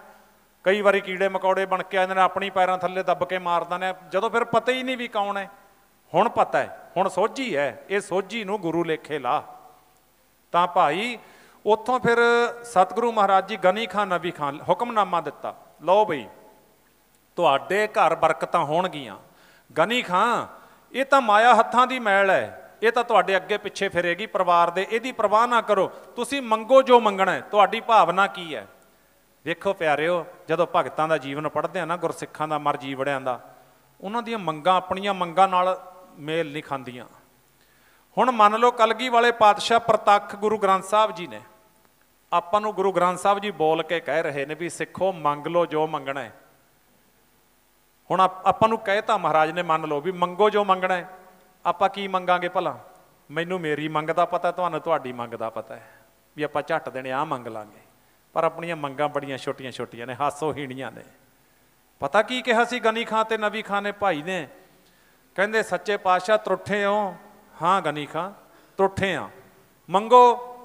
ਦੋਨੇ ਭਰਾਵਾਂ ਨੇ ਹੱਥ ਜੋੜੇ, ਚੜ੍ਹਦੀ ਜਵਾਨੀ। ਕਹਿੰਦੇ ਪਾਤਸ਼ਾਹ ਜਿਵੇਂ ਜਿਉਂਦਿਆਂ ਨੂੰ ਚਰਨਾਂ ਵਿੱਚ ਜਗ੍ਹਾ ਦਿੱਤੀ ਹੈ, ਜਦੋਂ ਮਰ ਜਾਵਾਂਗੇ ਨਾ ਉਦੋਂ ਵੀ ਚਰਨਾਂ ਵਿੱਚ ਰੱਖਿਓ। ਆਖੋ ਸਤਨਾਮ ਸ਼੍ਰੀ ਵਾਹਿਗੁਰੂ ਜੀ। ਆਹ ਮੰਗ ਮੰਗੀ ਸੀ ਭਾਈ ਗਨੀ ਖਾਂ ਤੇ ਭਾਈ ਨਬੀ ਖਾਂ ਨੇ।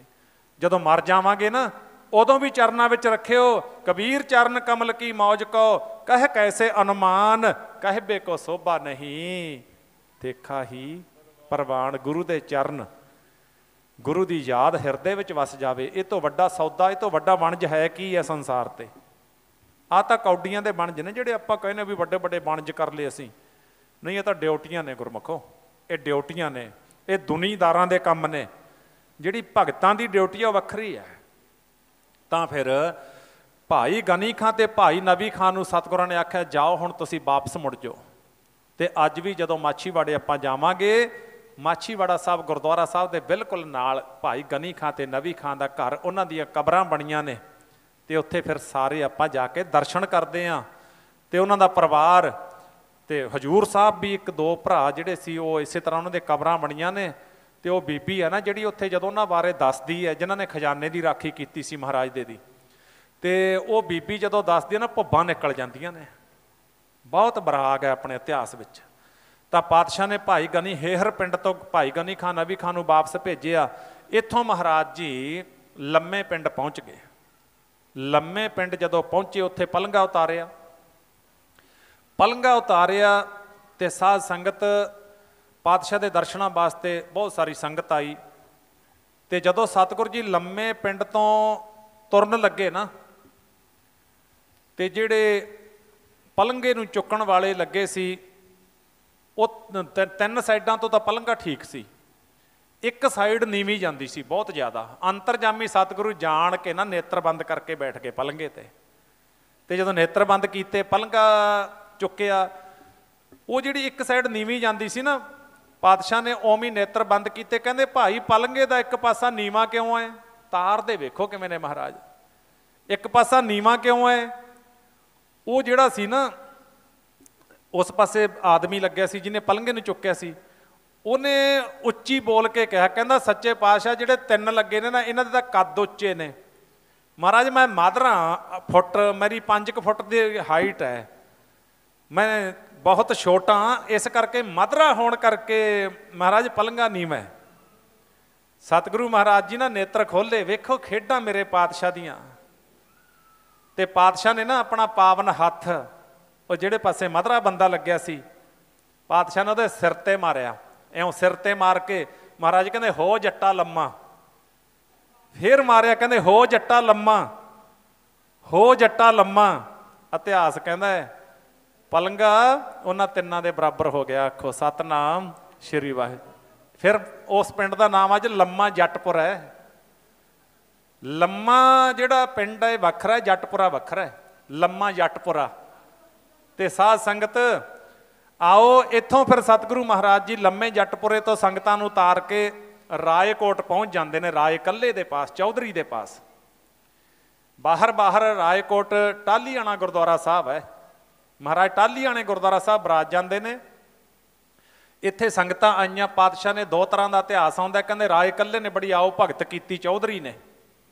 ਤੇ ਉੱਥੇ ਨਾਲ ਹੀ ਇਹ ਵੀ ਦੱਸਦੇ ਨੇ ਵੀ ਮਹਾਰਾਜ ਜਦੋਂ ਕਹਿਣ ਲੱਗੇ, ਇੱਕ ਜਿਹੜਾ ਮਾਹੀ ਸੀ ਮੱਝਾਂ ਚਾਰਨ ਵਾਲਾ, ਉਹਨੂੰ ਆਖਿਆ ਭਾਈ ਸਾਨੂੰ ਦੁੱਧ ਦੀ ਲੋੜ ਹੈ, ਚਾਹ ਪਾਣੀ ਬਣਾਉਣਾ ਸੰਗਤਾਂ ਵਾਸਤੇ। ਉਹ ਕਹਿੰਦਾ ਜੀ ਦੁੱਧ ਤਾਂ ਹੈ ਨਹੀਂ ਮੇਰੇ, ਤਾਂ ਉਸਰ ਝੋਟੀਆਂ ਨੇ। ਮਹਾਰਾਜ ਕਹਿੰਦੇ ਸਤਨਾਮ ਵਾਹਿਗੁਰੂ ਕਹਿ ਕੇ ਚੋਲਾ। ਕਹਿੰਦੇ ਉਹਦੀਆਂ ਔਸਰ ਝੋਟੀਆਂ ਨੇ ਵੀ ਦੁੱਧ ਦਿੱਤਾ ਉੱਥੇ। ਆਖੋ ਸਤਨਾਮ ਸ਼੍ਰੀ ਵਾਹਿਗੁਰੂ ਅੱਜ ਵੀ ਜਾ ਕੇ ਟਾਹਲੀਆਣਾ ਸਾਹਿਬ ਦਰਸ਼ਨ ਕਰ ਲਓ ਤੇ ਉੱਥੇ ਸਾਧ ਸੰਗਤ ਇਹ ਮੁਰਾਦਾਂ ਪੂਰੀਆਂ ਹੁੰਦੀਆਂ ਨੇ ਵੀ ਜਿਹਦੇ ਘਰ ਦੁੱਧ ਨਹੀਂ ਹੈਗਾ ਨਾ ਉੱਥੇ ਜਾ ਕੇ ਅਰਦਾਸ ਬੇਨਤੀ ਕਰੇ। ਅੱਜ ਵੀ ਕਲਗੀ ਵਾਲੇ ਪਾਤਸ਼ਾਹ ਦੇ ਬਚਨ ਸੱਤ ਨੇ। ਇੱਥੇ ਫਿਰ ਰਾਏ ਕੱਲੇ ਸਾਧ ਸੰਗਤ ਮਹਾਰਾਜ ਜੀ ਚੌਧਰੀ ਪਾਸ ਠਹਿਰੇ ਤੇ ਉਸ ਵੇਲੇ ਜਿਹੜਾ ਸੀ ਮਹਾਰਾਜ ਨੇ ਆਖਿਆ ਵੀ ਰਾਏ ਤੇਰੇ ਕੋਲ ਕੋਈ ਇਮਾਨਦਾਰ ਬੰਦਾ, ਕੋਈ ਤੇਰਾ ਬਹੁਤਾ ਨੇੜੇ ਵਾਲਾ ਬੰਦਾ ਜਿਹੜਾ ਸਾਡੇ ਲਾਲਾਂ ਦੀ ਖਬਰ ਲਿਆ ਕੇ ਦੇਵੇ, ਮਾਤਾ ਜੀ ਦੀ ਖਬਰ ਲਿਆ ਕੇ ਦੇਵੇ। ਤੇ ਸਾਧ ਸੰਗਤ ਉਹ ਕਹਿਣ ਲੱਗਿਆ ਜੀ ਹੈਗਾ। ਕੌਣ ਹੈ? ਕਹਿੰਦਾ ਜੀ ਮੇਰਾ ਮੱਝਾਂ ਚਾਰਨ ਵਾਲਾ ਨੂਰਾ ਮਾਹੀ, ਉਹਦੀ ਸਰਹੰਦ ਰਿਸ਼ਤੇਦਾਰੀ ਵੀ, ਉਹਦੀ ਭੈਣ ਹੈ ਉੱਥੇ, ਤੇ ਉਹ ਇਹ ਖਬਰ ਲਿਆ ਦੇਗਾ, ਉਹ ਇਹ ਖਬਰ ਲਿਆ ਕੇ ਦੇਵੇਗਾ। ਮੈਂ ਹੁਣੀ ਬੁਲਾਇਆ। ਕਲਗੀ ਵਾਲੇ ਪਾਤਸ਼ਾਹ ਨੇ ਸਮਝਾ ਦਿੱਤਾ। ਇਤਿਹਾਸ ਕਹਿੰਦਾ ਵੀ ਇਹ ਰਾਏਕੋਟ ਤੋਂ 40 ਕੋਹ ਦਾ ਪਿੰਡਾ ਸੀ ਉਸ ਵੇਲੇ, ਇਤਿਹਾਸ ਵਿੱਚ ਜੋ ਲਿਖਿਆ। ਉਸ ਤਰ੍ਹਾਂ ਵੱਧ ਘੱਟ ਹੋਵੇ ਕਹਿ ਨਹੀਂ ਸਕਦੇ। 40 ਕੋਹ ਪਿੰਡਾ ਸੀ। ਪਾਤਸ਼ਾਹ ਨੇ ਨੂਰੇ ਮਾਹੀ ਨੂੰ ਸਮਝਾਤਾ, ਨੂਰਿਆ ਧਿਆਨ ਨਾਲ ਜਾ, ਮੇਰੇ ਲਾਲਾਂ ਦੀ ਖਬਰ ਮੈਨੂੰ ਲਿਆ ਕੇ ਦੇ। ਤੇ ਪਿਆਰ ਵਾਲਿਓ, ਨੂਰਾ ਮਾਹੀ ਬਾਹੋ ਦਾਹੀ ਮੰਜ਼ਲਾਂ ਤੈਅ ਕਰਦਾ ਗੁਰੂ ਜੀ ਦੇ ਪਿਆਰ ਵਿੱਚ। ਜਦੋਂ ਸਰਹੰਦ ਪਹੁੰਚਦਾ ਆਪਣੀ ਭੈਣ ਦੇ ਘਰ, ਉਹ ਭੈਣ ਨੇ ਜਲ ਪਾਣੀ ਛਕਾਇਆ। ਆਪਣੀ ਭੈਣ ਨੂੰ ਪੁੱਛਦਾ, ਭੈਣੇ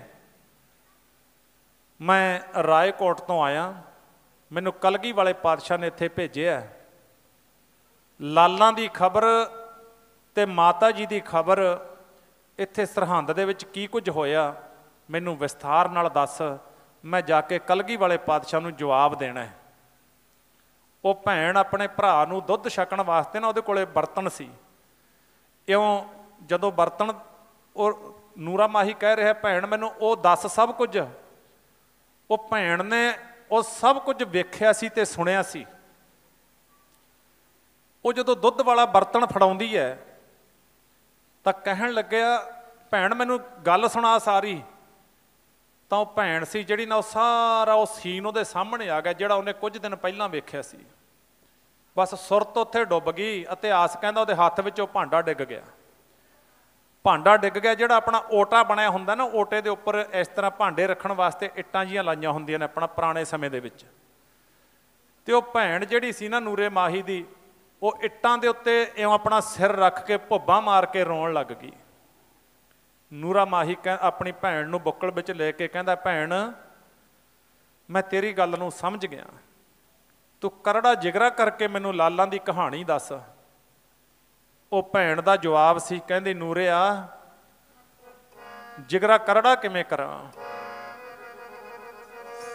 ਮੈਥੋਂ ਹਾਲ ਦੱਸਿਆ ਨਾ ਜਾਵੇ, ਗੁਰੂ ਜੀ ਦੇ ਲਾਲਾਂ ਦਾ ਮੈਥੋਂ ਹਾਲ ਦੱਸਿਆ ਨਾ ਜਾਵੇ, ਗੁਰੂ ਜੀ ਦੇ ਲਾਲਾਂ ਦਾ ਮੈਥੋਂ ਹਾਲ ਦੱਸਿਆ ਨਾ ਜਾਵੇ, ਗੁਰੂ ਜੀ ਦੇ ਲਾਲਾਂ ਦਾ ਮੈਥੋਂ ਹਾਲ ਦੱਸਿਆ ਨਾ ਜਾਵੇ, ਗੁਰੂ ਜੀ ਦੇ ਲਾਲਾਂ ਦਾ ਮੈਥੋਂ ਹਾਲ ਦੱਸਿਆ ਨਾ ਜਾਵੇ, ਗੁਰੂ ਜੀ ਦੇ ਲਾਲਾਂ ਦਾ ਮੈਥੋਂ ਹਾਲ ਦੱਸਿਆ ਨਾ ਜਾਵੇ, ਗੁਰੂ ਜੀ ਦੇ ਲਾਲਾਂ ਦਾ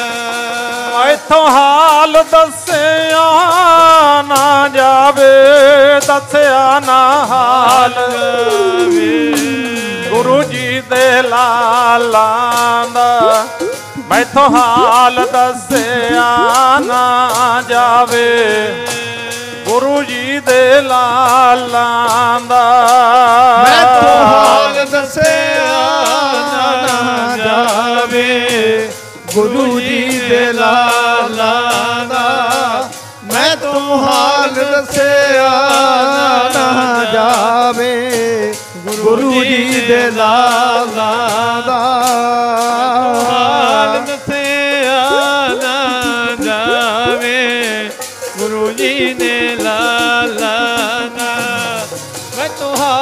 ਦੱਸਿਆ ਨਾ ਜਾਵੇ ਗੁਰੂ ਜੀ ਨੇ ਲਾਲਾ ਦਾ ਮੈਥੋਂ ਹਾਲ ਦੱਸਿਆ ਨਾ ਜਾਵੇ ਗੁਰੂ ਜੀ ਨੇ ਲਾਲਾ ਦਾ ਉਹ ਮੈਥੋਂ ਹਾਲ ਦੱਸਿਆ ਨਾ ਜਾਵੇ ਗੁਰੂ ਜੀ ਦੇ ਲਾਲਾ ਦਾ ਮੈਥੋਂ ਹਾਲ ਦੱਸਿਆ ਨਾ ਜਾਵੇ ਜੀ ਗੁਰੂ ਜੀ ਦੇ ਲਾਲਾ ਦਾ ਉਹ ਮੈਥੋਂ ਹਾਲ ਦੱਸਿਆ ਨਾ ਜਾਵੇ ਉਹ ਗੁਰੂ ਜੀ ਦੇ ਲਾਲਾ ਦਾ ਉਹ ਭੈਣ ਕਹਿੰਦੀ ਹੈ ਵੀਰਾ ਗੁਰੂ ਜੀ ਦੇ ਲਾਲਾਂ ਦੇ ਮਾਤਾ ਦਾ ਜਿਹੜਾ ਹਾਲ ਹੈ ਜੇ ਮੈਥੋਂ ਪੁੱਛਦੇ ਨਾ ਮੇਰੇ ਵਿੱਚ ਬਲ ਨਹੀਂ ਕਿਸੇ ਤਕੜੇ ਬੰਦੇ ਕੋਲੋਂ ਪੁੱਛ ਲੈ। ਸੱਚ ਜਾਣੋ ਪਿਆਰਿਓ ਤੁਹਾਡੇ 'ਚ ਜਿਹੜੇ ਪਿਆਰ ਵਾਲੇ ਸੱਜਣ ਬੈਠੇ ਨੇ ਨਾ ਅੱਜ ਜਿਸ ਦਿਨ ਤੋਂ ਪੋਹ ਦਾ ਮਹੀਨਾ ਚੜ੍ਹਿਆ 21 ਤਰੀਕ ਹੋਈ ਹੈ ਖਾਸ ਕਰਕੇ 21 ਤੋਂ ਲੈ ਕੇ 30 ਤਰੀਕ ਤੱਕ ਤਾਂ ਨਾ ਪਤਾ ਨਹੀਂ ਤੁਹਾਡੇ 'ਚੋਂ ਕਿੰਨੇ ਵਾਰ ਕੋਈ ਰੋਇਆ ਹੋਵੇਗਾ ਕਿੰਨੇ ਵਾਰੀ ਦਿਲ ਰੋਂਦਾ ਕਿੰਨੇ ਵਾਰੀ ਅੱਖਾਂ ਰੋਂਦੀਆਂ ਨੇ। ਇਹ ਦਿਹਾੜੇ ਐਸੇ ਨੇ। ਸੋ ਉਸ ਵੇਲੇ ਕਹਿੰਦੇ ਨਹੀਂ ਭੈਣ ਕਰੜੀ ਹੋ ਕੇ ਮੈਨੂੰ ਦੱਸ। ਕਹਿੰਦੀ ਸੁਣ ਵੀਰਾ 10 ਪੋਹ ਨੂੰ ਗੁਰੂ ਕੇ ਮਾਤਾ ਜੀ ਤੇ ਗੁਰੂ ਕੇ ਛੋਟੇ ਲਾਲ ਬਾਬਾ ਜੋਰਾਵਰ ਸਿੰਘ ਬਾਬਾ ਫਤਿਹ ਸਿੰਘ ਇੱਥੇ ਕਚਹਿਰੀ ਵਿੱਚ ਆਏ। ਸੂਬੇ ਨੇ ਬੜੇ ਤਕੜੇ ਜਵਾਬ ਕੀਤੇ ਪਿਆਰ ਨਾਲ ਸਮਝਾਉਣਾ ਕੀਤਾ ਤੇ ਸੂਬੇ ਨੂੰ ਬੜੇ ਤਕੜੇ ਜਵਾਬ ਦਿੱਤੇ। ਠੰਡੇ ਬੁਰਜ ਵਿੱਚ ਕੈਦ ਕਰ ਦਿੱਤੇ। ਛਕਣ ਛਕਾਉਣ ਨੂੰ ਕੁਝ ਨਹੀਂ ਦਿੱਤਾ ਉੱਪਰ ਲੈਣ ਨੂੰ ਕੱਪੜਾ ਨਹੀਂ ਦਿੱਤਾ। 11 ਪੋਹ ਦੀ ਪੇਸ਼ੀ ਹੋਈ ਬੜੇ ਤਕੜੇ ਲਾਲਚ ਦਿੱਤੇ ਬੜਾ ਲੋਭ ਦਿੱਤਾ ਨਹੀਂ ਡੋਲੇ। ਉਹ ਬੱਬਰ ਸ਼ੇਰਾਂ ਦੀ ਤਰ੍ਹਾਂ ਗਰਜਦੇ ਰਹੇ ਤੇ 11 ਪੋਹ ਦੀ ਰਾਤ ਬਾਬਾ ਮੋਤੀ ਰਾਮ ਮਹਿਰਾ ਇਹ ਸੇਵਾ ਨਿਭਾ ਜਾਂਦਾ। ਗਰਮਾ ਗਰਮ ਦੁੱਧ ਛਕਾਉਂਦਾ ਹੈ ਤੇ ਕਿਰਪਾ ਦਾ ਪਾਤਰ ਬਣ ਜਾਂਦਾ ਹੈ ਤੇ ਸਾਧ ਸੰਗਤ ਮਾਤਾ ਜੀ ਦਾ ਆਸ਼ੀਰਵਾਦ ਮਿਲ ਜਾਂਦਾ। ਧੰਨ ਮੋਤੀ ਜਿਨ ਪੁੰਨ ਕਮਾਇਆ ਗੁਰ ਲਾਲਾਂ ਤਾਈਂ ਦੁੱਧ ਪਿਆਇਆ। ਉਹਦੇ ਤੋਂ ਬਾਅਦ ਫਿਰ ਕਹਿੰਦੇ ਜਿਹੜੀ 12 ਪੋਹ ਦੀ ਪੇਸ਼ੀ ਸੀ 12 ਪੋਹ ਦੀ ਪੇਸ਼ੀ ਨੂੰ ਇਹਨਾਂ ਨੇ ਅਤਿਆਚਾਰ ਕੀਤਾ ਲਾਲਾਂ ਦੇ ਉੱਪਰ। ਅਤਿਆਚਾਰ ਕੀ ਕੀਤਾ ਡਰਾਬੇ ਦਿੱਤੇ ਧਮਕਾਇਆ ਗਿਆ ਵੀ ਕਿਸੇ ਤਰ੍ਹਾਂ ਬੱਚੇ ਨੇ ਡਰ ਜਾਣ ਕਿਉਂਕਿ ਉਹਨਾਂ ਨੇ ਈਨ ਨਹੀਂ ਮੰਨੀ। ਉਹਨਾਂ ਦੀ ਜ਼ਮੀਰ ਨਹੀਂ ਮਰੀ। ਉਹ ਝੁਕੇ ਨਹੀਂ ਉਹ ਵਿਕੇ ਨਹੀਂ ਉਹ ਖਰੀਦੇ ਵੀ ਨਹੀਂ ਗਏ ਉਹ ਲਾਲਚ ਵਿੱਚ ਵੀ ਨਹੀਂ ਆਏ। ਸੂਬਾ ਘਬਰਾਹਟ ਵਿੱਚ ਸੀ ਕ੍ਰੋਧ ਵਿੱਚ ਸੀ ਵੀ ਛੋਟੇ ਛੋਟੇ ਬੱਚੇ ਨੇ ਇੱਕ ਦਬਕਾ ਮਾਰ ਦਈਏ ਤਾਂ ਰੋਣੋਂ ਨਾ ਹਟਣ ਪਰ ਉਹ ਤਾਂ ਗਰਜਦੇ ਰਹੇ। ਫਿਰ ਇਹਨਾਂ ਨੇ ਕਹਿੰਦੇ ਨਾ ਗੁਲੇਲਚੀ ਮੰਗਾਇਆ। ਗੁਲੇਲਚੀ ਕਥਾ ਸੁਤਨ ਗੁਰੂ ਕੀ ਔਰ ਡਾਕਟਰ ਗੰਡਾ ਸਿੰਘ ਤੇ ਸਾਧ ਸੰਗਤ ਇਹ ਇਹਨਾਂ ਵਿਦਵਾਨਾਂ ਦੇ ਲਿਖੇ ਬਚਨ ਇਹਨਾਂ ਨੇ ਲਿਖਿਆ। ਕੀ ਲਿਖਿਆ ਕਹਿੰਦੇ ਫਿਰ ਉਹਨਾਂ ਨੇ ਗੁਲੇਲਚੀ ਬੁਲਾਇਆ ਗੁਰੂ ਕੇ ਲਾਲਾਂ ਨੂੰ ਇਉਂ ਖੜਾ ਲਿਆ ਸਾਹਮਣੇ। ਗੁਲੇਲਚੀ ਦੇ ਕੋਲੋਂ ਗੁਰੂ ਦੇ ਲਾਲਾਂ ਦੇ ਨਿਸ਼ਾਨੇ ਮਰਵਾਏ ਗਏ ਇਉਂ ਖਿੱਚ ਖਿੱਚ ਕੇ ਸਰੀਰ ਦੇ ਉੱਪਰ ਤੇ ਕਹਿੰਦੇ ਇੱਕ ਨਿਸ਼ਾਨਾ ਬਾਬਾ ਫਤਿਹ ਸਿੰਘ ਦੀ ਅੱਖ ਨੂੰ ਵੱਜ ਗਿਆ। ਬਾਬਾ ਫਤਿਹ ਸਿੰਘ ਦੀ ਅੱਖ ਦੇ ਵਿੱਚੋਂ ਖੂਨ ਡੁੱਲਦਾ ਹੈ ਤੇ ਜਦੋਂ ਬਾਬਾ ਜੀ ਨੇ ਇਸ ਤਰ੍ਹਾਂ ਹੱਥ ਲਾ ਲਿਆ ਨਾ ਆਪਣੇ ਉੱਤੇ ਅੱਖ ਦੇ ਉੱਪਰ ਇਹਨਾਂ ਨੇ ਕਹਿੰਦੇ ਉਹ ਵੀ ਸਿਪਾਹੀਆਂ ਨੂੰ ਕਹਿ ਕੇ ਜਲਾਦਾਂ ਨੂੰ ਕਹਿ ਕੇ ਪਿੱਛੇ ਬਣਵਾ ਦਿੱਤੇ ਹੱਥ। ਫਿਰ ਬਾਬਾ ਜੀ ਕਹਿੰਦੇ ਮੋਢੇ ਦੇ ਨਾਲ ਹੀ ਅੱਖ ਪੂੰਝਦੇ ਨੇ ਤੇ ਫਿਰ ਜਿਹੜੀ ਛਟੀ ਹੁੰਦੀ ਹੈ ਸ਼ਮਕ ਜਿਹਨੂੰ ਆਪਾਂ ਪਤਲੀ ਛਟੀ ਤੂਤ ਦੀ ਤੇ ਜਦੋਂ ਗੁਰੂ ਕੇ ਲਾਲਾਂ ਨੇ ਈਨ ਨਾ ਮੰਨੀ ਤੇ ਇਹਨਾਂ ਨੇ ਫਿਰ ਉਹ ਛਟੀਆਂ ਵੀ ਸਰੀਰਾਂ ਤੇ ਮਾਰੀਆਂ। ਤੇ ਜਦੋਂ ਦਾਦੀ ਮਾਂ ਕੋਲ ਜਾਂਦੇ ਨੇ 12 ਪੋਹ ਨੂੰ ਦਾਦੀ ਮਾਂ ਨੂੰ ਸਾਰਾ ਹਾਲ ਸੁਣਾਉਂਦੇ ਨੇ। ਫਤਵਾ ਲਾ ਦਿੱਤਾ ਕਾਜੀ ਨੇ ਜਿਉਂਦਿਆਂ ਨੀਹਾਂ ਵਿੱਚ ਚਿਣ ਦਿਓ। ਦਾਦੀ ਮਾਂ ਨੂੰ ਜਾ ਕੇ ਦੱਸਿਆ ਦਾਦੀ ਮਾਂ ਅੱਜ ਆਹ ਫਤਵਾ ਲੱਗਿਆ। ਕਹਿੰਦੇ ਹੋਰ ਵੀ ਕੁਝ ਆਖਿਆ। ਬਾਬਾ ਫਤਿਹ ਸਿੰਘ ਨੇ ਅੱਖ ਦੇ ਉੱਪਰ ਪੱਲੂ ਲਾਇਆ ਸੀ ਇਉਂ। ਬਾਬਾ ਜੋਰਾਵਰ ਸਿੰਘ ਨੇ ਨਾ ਜਦੋਂ ਦਾਦੀ ਮਾਂ ਨੇ ਆਖਿਆ ਵੀ ਹੋਰ ਵੀ ਕੁਝ ਆਖਿਆ ਬਾਬਾ ਜੋਰਾਵਰ ਸਿੰਘ ਨੇ ਛੋਟੇ ਵੀਰ ਦਾ ਪੱਲੂ ਫੜ ਕੇ ਪਰੇ ਕਰ ਦਿੱਤਾ। ਜਦੋਂ ਪਰੇ ਕੀਤਾ ਨਾ ਕਹਿੰਦੇ ਅੱਖ ਬਾਹਰ ਨੂੰ ਆਈ ਪਈ ਸੀ। ਆਖੋ ਸਤਨਾਮ ਸ਼੍ਰੀ ਵਾਹਿਗੁਰੂ। ਵੇਖੋ 7 ਸਾਲ ਦਾ ਬੱਚਾ ਆਪਣੇ ਘਰ ਆਪਣੇ ਪੋਤਰੇ ਨੇ ਆਪਣੇ ਦੋਤੇ ਨੇ ਬਹੁਤ ਕੁਝ ਹੁੰਦਾ ਹੈ ਕਿਤੇ ਅੱਖ ਬਾਹਰ ਨੂੰ ਆ ਜੇ ਤੇ ਦਾਦੀ ਮਾਂ ਕਦੇ ਬਰਦਾਸ਼ਤ ਕਰ ਸਕਦੀ ਹੈ। ਕਿੱਡਾ ਵੱਡਾ ਜਿਗਰਾ ਉਹ ਰਜ਼ਾ ਦੇ ਵਿੱਚ ਉਹ ਹੁਕਮ ਦੇ ਵਿੱਚ। ਤੇ ਫਿਰ ਕਹਿੰਦੇ ਹੋਰ ਵੀ ਕੁਝ ਕੀਤਾ। ਬਾਬਾ ਫਤਿਹ ਸਿੰਘ ਨੇ ਵੱਡੇ ਵੀਰ ਦਾ ਕੱਪੜਾ ਸੀ ਜਿਹੜਾ ਸਰੀਰ ਤੋਂ ਪਰੇ ਕਰ ਦਿੱਤਾ। ਜਿੱਥੇ ਛਟੀਆਂ ਵੱਜੀਆਂ ਸੀ ਨਾ ਉਹ ਖੜੀਆਂ ਹੋ ਚੁੱਕੀਆਂ ਸੀ ਸਰੀਰ ਦੇ ਉੱਪਰ। ਕੋਮਲ ਬੱਚੇ ਦਾ ਜਿਹੜਾ ਮਾਸ ਹੁੰਦਾ ਬੜਾ ਕੋਮਲ ਹੁੰਦਾ ਹੈ ਉਹ ਖੜੀਆਂ ਹੋ ਗਏ ਸੀ। ਹਾਂ ਦਾਦੀ ਮਾਂ ਆ ਵੀ ਕੀਤਾ। ਫਿਰ ਕਹਿੰਦੇ 13 ਪੋਹ ਨੂੰ ਨਾ ਗੁਰੂ ਕੇ ਲਾਲਾਂ ਨੂੰ ਨੀਹਾਂ ਦੇ ਵਿੱਚ ਚਿਣ ਦਿੱਤਾ। ਨੀਹਾਂ ਦੇ ਵਿੱਚ ਚਿਣਿਆ। ਧਰਤੀ ਰੋਈ ਅੰਬਰ ਰੋਇਆ। ਦਾਦੀ ਮਾਂ ਠੰਡੇ ਬੁਰਜ ਦੇ ਵਿੱਚ ਆਪਣੇ ਸਰੀਰ ਦਾ ਪਰਿਤਿਆਗ ਕਰ ਜਾਂਦੀ ਹੈ। ਨੂਰਾ ਮਾਹੀ ਸਾਰੀ ਖਬਰ ਲੈ ਕੇ ਕਲਗੀ ਵਾਲੇ ਪਾਤਸ਼ਾਹ ਤੀਰ ਦੀ ਨੋਕ ਨਾਲ ਕਾਹੀਂ ਦਾ ਬੂਟਾ ਉਹਦੇ ਜੜ ਦੇ ਆਲੇ ਦੁਆਲਿਓਂ ਆਪਣਾ ਜਿਹੜਾ ਸੀ ਮਿੱਟੀ ਪਰੇ ਕਰੀ ਜਾਂਦੇ ਨੇ, ਡੂੰਘਾ ਲੈ ਗਏ ਮਹਾਰਾਜ। ਕੋਲੀ ਕਪੂਰਾ ਚੌਧਰੀ ਬੈਠਾ, ਨੂਰਾ ਮਾਹੀ ਸਾਰਾ ਹਾਲ ਇਹ ਸੁਣਾਈ ਜਾਂਦਾ, ਪਾਤਸ਼ਾਹ ਮੈਨੂੰ ਇਹ ਮੇਰੀ ਭੈਣ ਨੇ ਦੱਸਿਆ। ਤੇ ਗੁਰੂ ਕੇ ਲਾਲਾਂ ਦਾ ਜਿਹੜਾ ਸੇਵਾ ਕੀਤੀ ਮਹਾਰਾਜ ਕਹਿੰਦੇ, ਨੂਰੇ ਜਦੋਂ ਮੇਰੇ ਲਾਲਾਂ ਨਾਲ ਇਹ ਭਾਣਾ ਵਾਪਰਿਆ ਉਸ ਵੇਲੇ ਸਰਹੰਦ ਵਿੱਚ ਕਿੰਨੇ ਲੋਕ ਸੀ? ਕਹਿੰਦਾ ਸੱਚੇ ਪਾਤਸ਼ਾਹ 3 ਬੰਦੇ ਸੀ ਉਸ ਵੇਲੇ। ਕਹਿੰਦੇ ਕੁੱਲ 3? ਕਹਿੰਦੇ ਜੀ ਹਾਂ। ਕਹਿੰਦੇ ਕੌਣ ਕੌਣ? ਕਹਿੰਦੇ ਮਹਾਰਾਜ ਇੱਕ ਤਾਂ ਬਾਬਾ ਮੋਤੀ ਰਾਮ ਮਹਿਰਾ, ਇੱਕ ਸ਼ੇਰ ਮੁਹੰਮਦ ਖਾਂ ਮਲੇਰ ਕੋਟਲੇ ਵਾਲਾ, ਤੇ ਇੱਕ ਸੀ ਦੀਵਾਨ ਟੋਡਰਮਲ ਸ਼ਾਹੂਕਾਰ ਸਿੱਖ ਗੁਰੂ ਕਾ। ਇਹ 3 ਬੰਦੇ ਸੀ ਮਹਾਰਾਜ ਉਸ ਵੇਲੇ। ਕਹਿੰਦੇ ਬਾਕੀ ਕਿੱਧਰ ਗਏ ਸੀ ਮਹਾਰਾਜ? ਕਹਿੰਦੇ ਬਾਕੀ ਪੱਥਰ ਦੀਆਂ ਮੂਰਤਾਂ ਸੀ ਜਿਨ੍ਹਾਂ ਦੇ ਅੰਦਰ ਦਿਲ ਨਾਂ ਦੀ ਕੋਈ ਚੀਜ਼ ਨਹੀਂ ਸੀ। ਆਖੋ ਸਤਨਾਮ ਸ਼੍ਰੀ ਵਾਹਿਗੁਰੂ। ਕਿਸੇ ਬੰਦੇ ਉੱਤੇ ਜ਼ੁਲਮ ਹੋ ਰਿਹਾ ਹੋਵੇ, ਆਪਾਂ ਕੋਲੇ ਖੜੇ ਵੇਖਦੇ ਰਹੀਏ। ਅੱਜ ਕੱਲ੍ਹ ਇਹ ਖਾਸ ਕਰਕੇ ਅੱਜ ਕੱਲ੍ਹ ਇਹ ਜ਼ਮਾਨਾ ਇਸੇ ਤਰ੍ਹਾਂ ਦਾ ਹੀ ਹੈ। ਐਕਸੀਡੈਂਟ ਹੋ ਗਿਆ, ਕਿਸੇ ਬੰਦੇ ਨੂੰ ਕੋਈ ਕੁੱਟ ਰਿਹਾ, 10 ਬੰਦੇ ਖੜੇ ਮੂਵੀ ਬਣਾਈ ਜਾਣਗੇ, ਛਡਾਉਂਦੇ ਤੱਕ ਨਹੀਂ। ਆਹ ਵੇਖੋ ਤਸ਼ੱਦਦ ਹੋ ਰਿਹਾ ਹੈ, ਆਹ ਵੇਖੋ ਆਹ ਹੋ ਗਿਆ, ਆਹ ਵੇਖੋ ਐਕਸੀਡੈਂਟ ਹੋ ਗਿਆ। ਅਸਲ ਵਿੱਚ ਉਸ ਵੇਲੇ ਹੈਲਪ ਕਰਨ ਦਾ ਵੇਲਾ ਹੁੰਦਾ ਹੈ।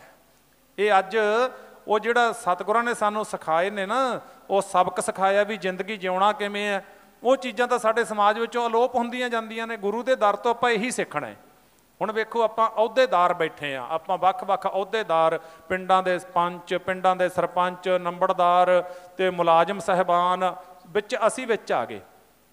ਆਪਾਂ ਕੌਣ ਆ? ਆਪਾਂ ਸਮਾਜ ਸੇਵੀ ਲੋਕ ਆ। ਜਿਹੜਾ ਵੀ ਕੋਈ ਅਹੁਦਾ ਮਿਲਦਾ, ਹੈੱਡ ਮਾਸਟਰ ਜੀ ਬੈਠੇ ਨੇ ਆਪਣੇ, ਇਹਨਾਂ ਨੂੰ ਅਹੁਦਾ ਮਿਲਿਆ ਹੋਇਆ ਹੈੱਡ ਟੀਚਰ ਦਾ, ਉਹ ਜਿਹੜਾ ਅਹੁਦਾ ਮਿਲਿਆ ਉਹਨੂੰ ਅਸੀਂ ਸੇਵਾਦਾਰ ਸਮਝ ਕੇ ਵਰਤਣਾ ਹੈ। ਆ ਸਾਨੂੰ ਡਿਊਟੀ ਮਿਲੀ ਹੈ ਵੀ ਕਥਾ ਕੀਰਤਨ ਕਰਨੀ ਹੈ, ਗੁਰੂ ਦੇ ਦਰ ਦੀ ਮਹਿਮਾ ਕਰਨੀ ਹੈ।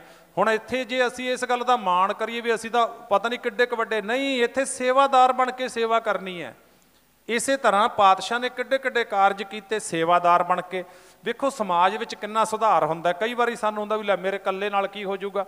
ਨਹੀਂ, ਅਸੀਂ ਜਦੋਂ ਸ਼ੁਰੂਆਤ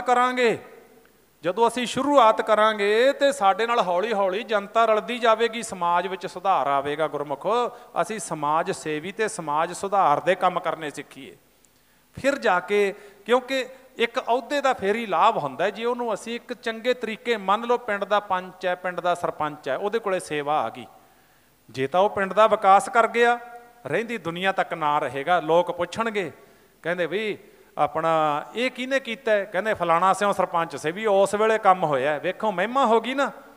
ਤੇ ਜੇ ਕਿਸੇ ਪਿੰਡ ਦੇ ਵਿੱਚ ਵਿਕਾਸ ਨਾ ਹੋਇਆ ਹੋਵੇ, ਵੇਖੋ ਸਮਾਂ ਤਾਂ ਮੇਰੇ ਕੋਲੇ ਹੈ ਨਹੀਂ, ਸਮਾਂ ਸੀਮਤ ਜਿਹਾ ਹੈ। 3 ਗੱਲਾਂ ਤੇ ਹਰ ਇੱਕ ਪਿੰਡ ਖੜਾ ਹੁੰਦਾ ਹੈ। ਕਿਹੜੀਆਂ 3 ਚੀਜ਼ਾਂ ਨੇ? ਇਸ਼ਾਰੇ ਮਾਤਰ ਆਖਾਂਗਾ।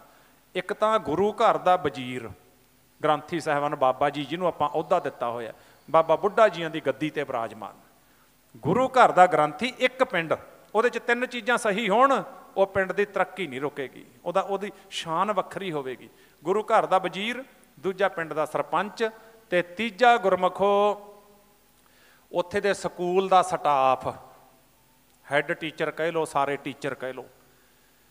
ਗੁਰੂ ਘਰ ਦਾ ਗ੍ਰੰਥੀ ਧਰਮ ਦੀ ਦਾਤ ਵੰਡਦਾ ਹੋਵੇ, ਵਿੱਦਿਆ ਵੰਡਦਾ ਹੋਵੇ, ਧਰਮ ਨਾਲ ਬਾਣੀ ਨਾਲ ਜੋੜਦਾ ਹੋਵੇ ਨਗਰ ਨੂੰ, ਤੇ ਪਿੰਡ ਦਾ ਸਰਪੰਚ ਕਰਦਾ ਹੋਵੇ ਪਿੰਡ ਦਾ ਵਿਕਾਸ, ਤੇ ਸਕੂਲ ਦਾ ਸਟਾਫ ਦਿੰਦਾ ਹੋਵੇ ਬੱਚਿਆਂ ਨੂੰ ਸੋਹਣੀ ਵਿੱਦਿਆ, ਤੇ ਉਸ ਨਗਰ ਦੀਆਂ ਚੜ੍ਹਦੀਆਂ ਕਲਾਂ ਨੂੰ ਕੋਈ ਰੋਕਣ ਵਾਲਾ ਨਹੀਂ ਹੈਗਾ। ਬਸ ਇਸ਼ਾਰਾ ਕਾਫੀ ਹੈ।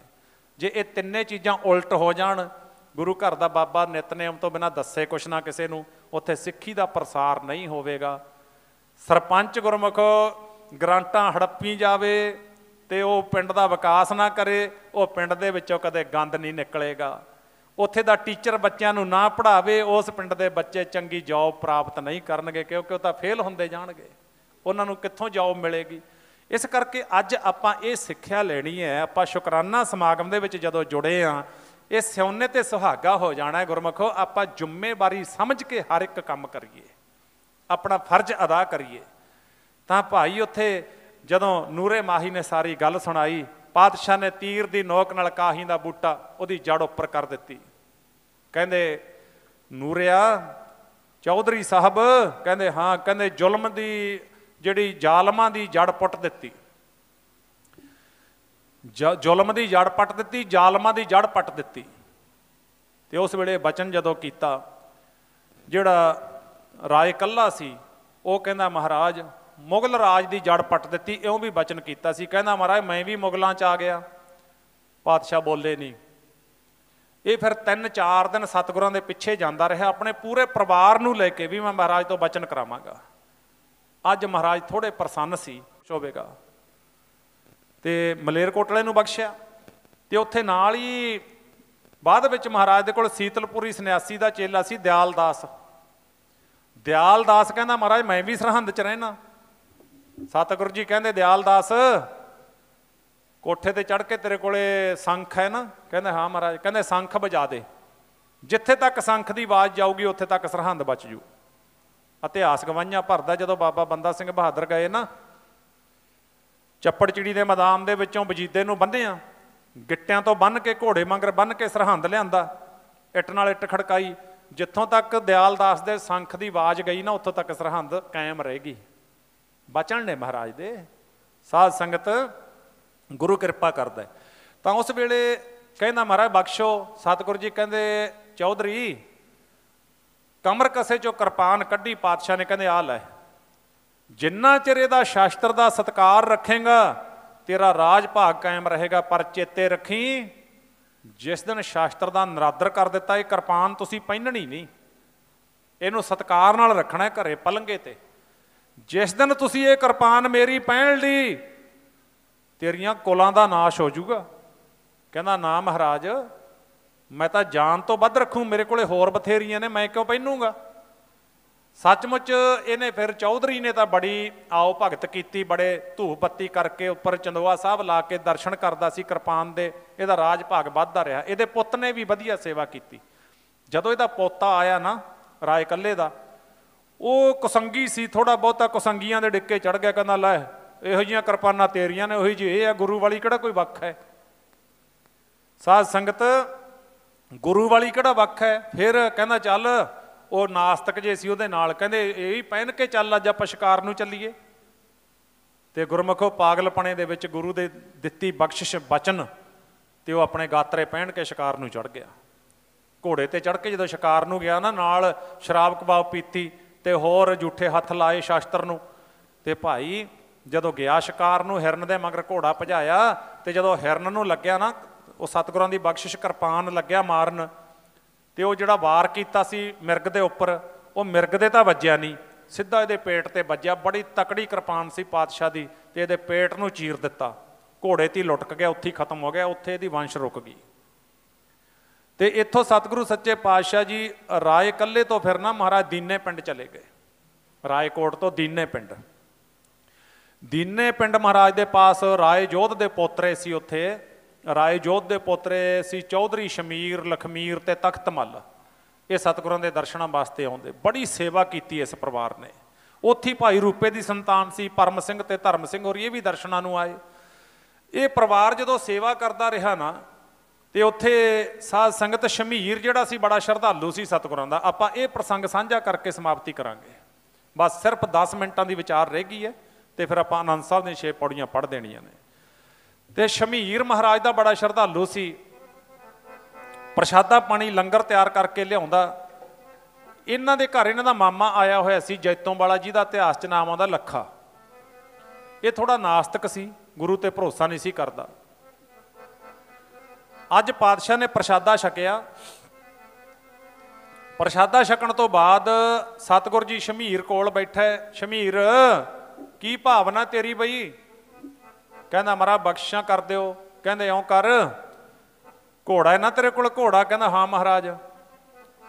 ਕਹਿੰਦੇ ਅੱਜ ਘੋੜੇ ਤੇ ਚੜ੍ਹੀ, ਜਿੱਥੋਂ ਤੱਕ ਗੇੜਾ ਲਾ ਆਵੇਂਗਾ ਤੇਰਾ ਰਾਜ ਹੋ ਜਾਊਗਾ। ਆਖੋ ਸਤਨਾਮ ਸ੍ਰੀ ਵਾਹਿਗੁਰੂ ਜੀ। ਇਹ ਤਾਂ ਪਾਤਸ਼ਾਹ ਦੀ ਬਖਸ਼ਿਸ਼ ਹੈ ਨਾ। ਉਹ ਤਾਂ ਪਿੰਗਲਾ ਪਹਾੜ ਚੜ ਜਾਵੇ, ਕਿਰਪਾ ਹੋ ਜੇ ਪੂਰੇ ਗੁਰਾਂ ਦੀ, ਫਿਰ ਤਾਂ ਪਿੰਗਲਾ ਪਹਾੜ ਚੜ, ਕਿਰਪਾ ਹੋ ਜੇ ਪੂਰੇ ਗੁਰਾਂ ਦੀ। ਅਰੇ ਪਿੰਗਲਾ ਪਹਾੜ ਚੜ ਜਾਵੇ, ਕਿਰਪਾ ਹੋ ਜੇ ਪੂਰੇ ਗੁਰਾਂ ਦੀ। ਉਹ ਤਾਂ ਪਿੰਗਲਾ ਪਹਾੜ ਚੜ ਜਾਵੇ, ਕਿਰਪਾ ਹੋ ਜੇ ਪੂਰੇ ਗੁਰਾਂ ਦੀ। ਉਹ ਤਾਂ ਪਿੰਗਲਾ ਪਹਾੜ ਚੜ ਜਾਵੇ, ਕਿਰਪਾ ਹੋ ਜੇ ਪੂਰੇ ਗੁਰਾਂ ਦੀ। ਉਹ ਤਾਂ ਪਿੰਗਲਾ ਪਹਾੜ ਚੜ ਜਾਵੇ, ਕਿਰਪਾ ਹੋ ਜੇ ਪੂਰੇ ਗੁਰਾਂ ਦੀ। ਫਿਰ ਤਾਂ ਪਿੰਗਲਾ ਪਹਾੜ ਚੜ ਜਾਵੇ, ਕਿਰਪਾ ਹੋ ਜੇ ਪੂਰੇ ਗੁਰਾਂ ਦੀ। ਫਿਰ ਤਾਂ ਪਿੰਗਲਾ ਪਹਾੜ ਚੜ ਜਾਵੇ ਬਈ, ਕਿਰਪਾ ਹੋ ਜੇ ਪੂਰੇ ਗੁਰਾਂ ਦੀ। ਪਿੰਗਲ ਪਰਬਤ ਪਾਰ ਪਰੇ ਖਲ ਚਤਰ ਬਕੀਤਾ, ਅੰਧਲੇ ਤ੍ਰਿਭਵਨ ਸੂਝਿਆ ਗੁਰ ਭੇਟ ਪੁਨੀਤਾ। ਮਹਿਮਾ ਸਾਧੂ ਸੰਗ ਕੀ ਸੁਣੋ ਮੇਰੇ ਮੀਤਾ। ਐ ਮਿੱਤਰ ਪੂਰੇ ਗੁਰੂ ਦੀ ਸੰਗਤ ਦੀ ਮਹਿਮਾ ਸੁਣ। ਕਹਿੰਦੇ ਜਾ ਸ਼ਮੀਰ ਘੋੜੇ ਤੇ ਚੜ ਕੇ ਦਿਆ ਗੇੜਾ, ਜਿੱਥੇ ਤੱਕ ਚਲਿਆ ਜਾਵੇਗਾ ਤੇਰਾ ਰਾਜ ਹੋ ਜਾਊਗਾ। ਸ਼ਾਮ ਨੂੰ ਜਦੋਂ ਘੋੜੇ ਤੇ ਕਾਠੀ ਪਾਉਣ ਲੱਗਿਆ ਤਾਂ ਮਾਮਾ ਕਹਿੰਦਾ ਨਾ ਜੈਤੋਂ ਵਾਲਾ, ਕਹਿੰਦਾ ਕਿੱਧਰ ਚੱਲੇ ਆ ਭਾਣਜੇ?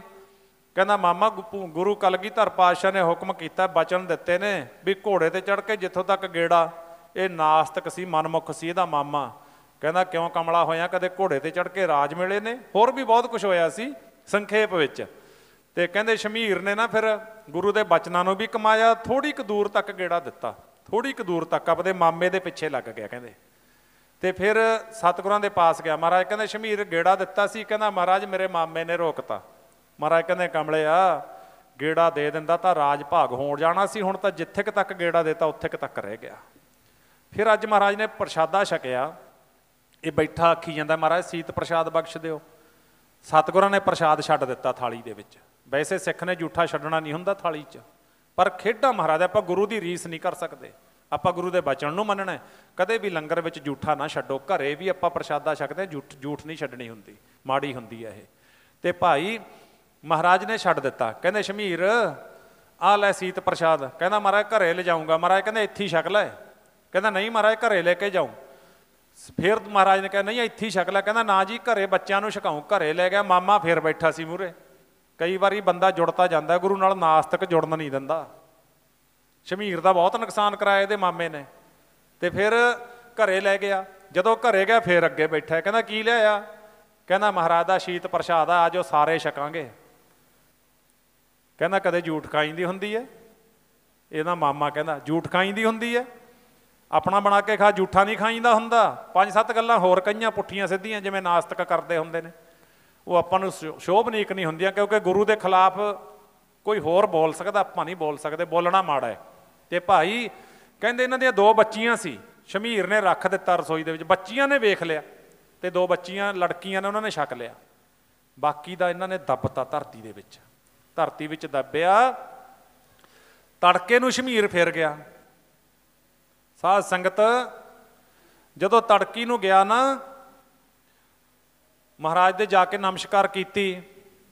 ਮਹਾਰਾਜ ਜੀ ਦੇ ਪਾਸ ਬੈਠ ਗਿਆ। ਨਿੰਮੋ ਝੂਣਾ ਜਾ ਹੋ ਗਿਆ, ਕਿਉਂਕਿ ਪਹਿਲਾਂ ਉਹ ਬਚਨ ਇਹਦੇ ਤੋਂ ਕਮਾਇਆ ਨਹੀਂ ਗਿਆ ਜਿਹੜਾ ਘੋੜੇ ਤੇ ਗੇੜਾ ਦੇਣਾ, ਤੇ ਅੱਜ ਸੀਤ ਪ੍ਰਸ਼ਾਦ ਵਾਲਾ। ਤੇ ਸਾਧ ਸੰਗਤ ਜੀ ਜਦੋਂ ਉੱਥੇ ਗਿਆ ਨਾ, ਕਹਿੰਦੇ ਸ਼ਮੀਰ ਆ ਗਿਆ? ਹਾਂ ਮਹਾਰਾਜ ਆ ਗਿਆ। ਕਹਿੰਦੇ ਫਿਰ ਉਹ ਜਿਹੜਾ ਪ੍ਰਸ਼ਾਦ ਸੀ, ਸੀਤ ਪ੍ਰਸ਼ਾਦ ਛਕ ਲਿਆ?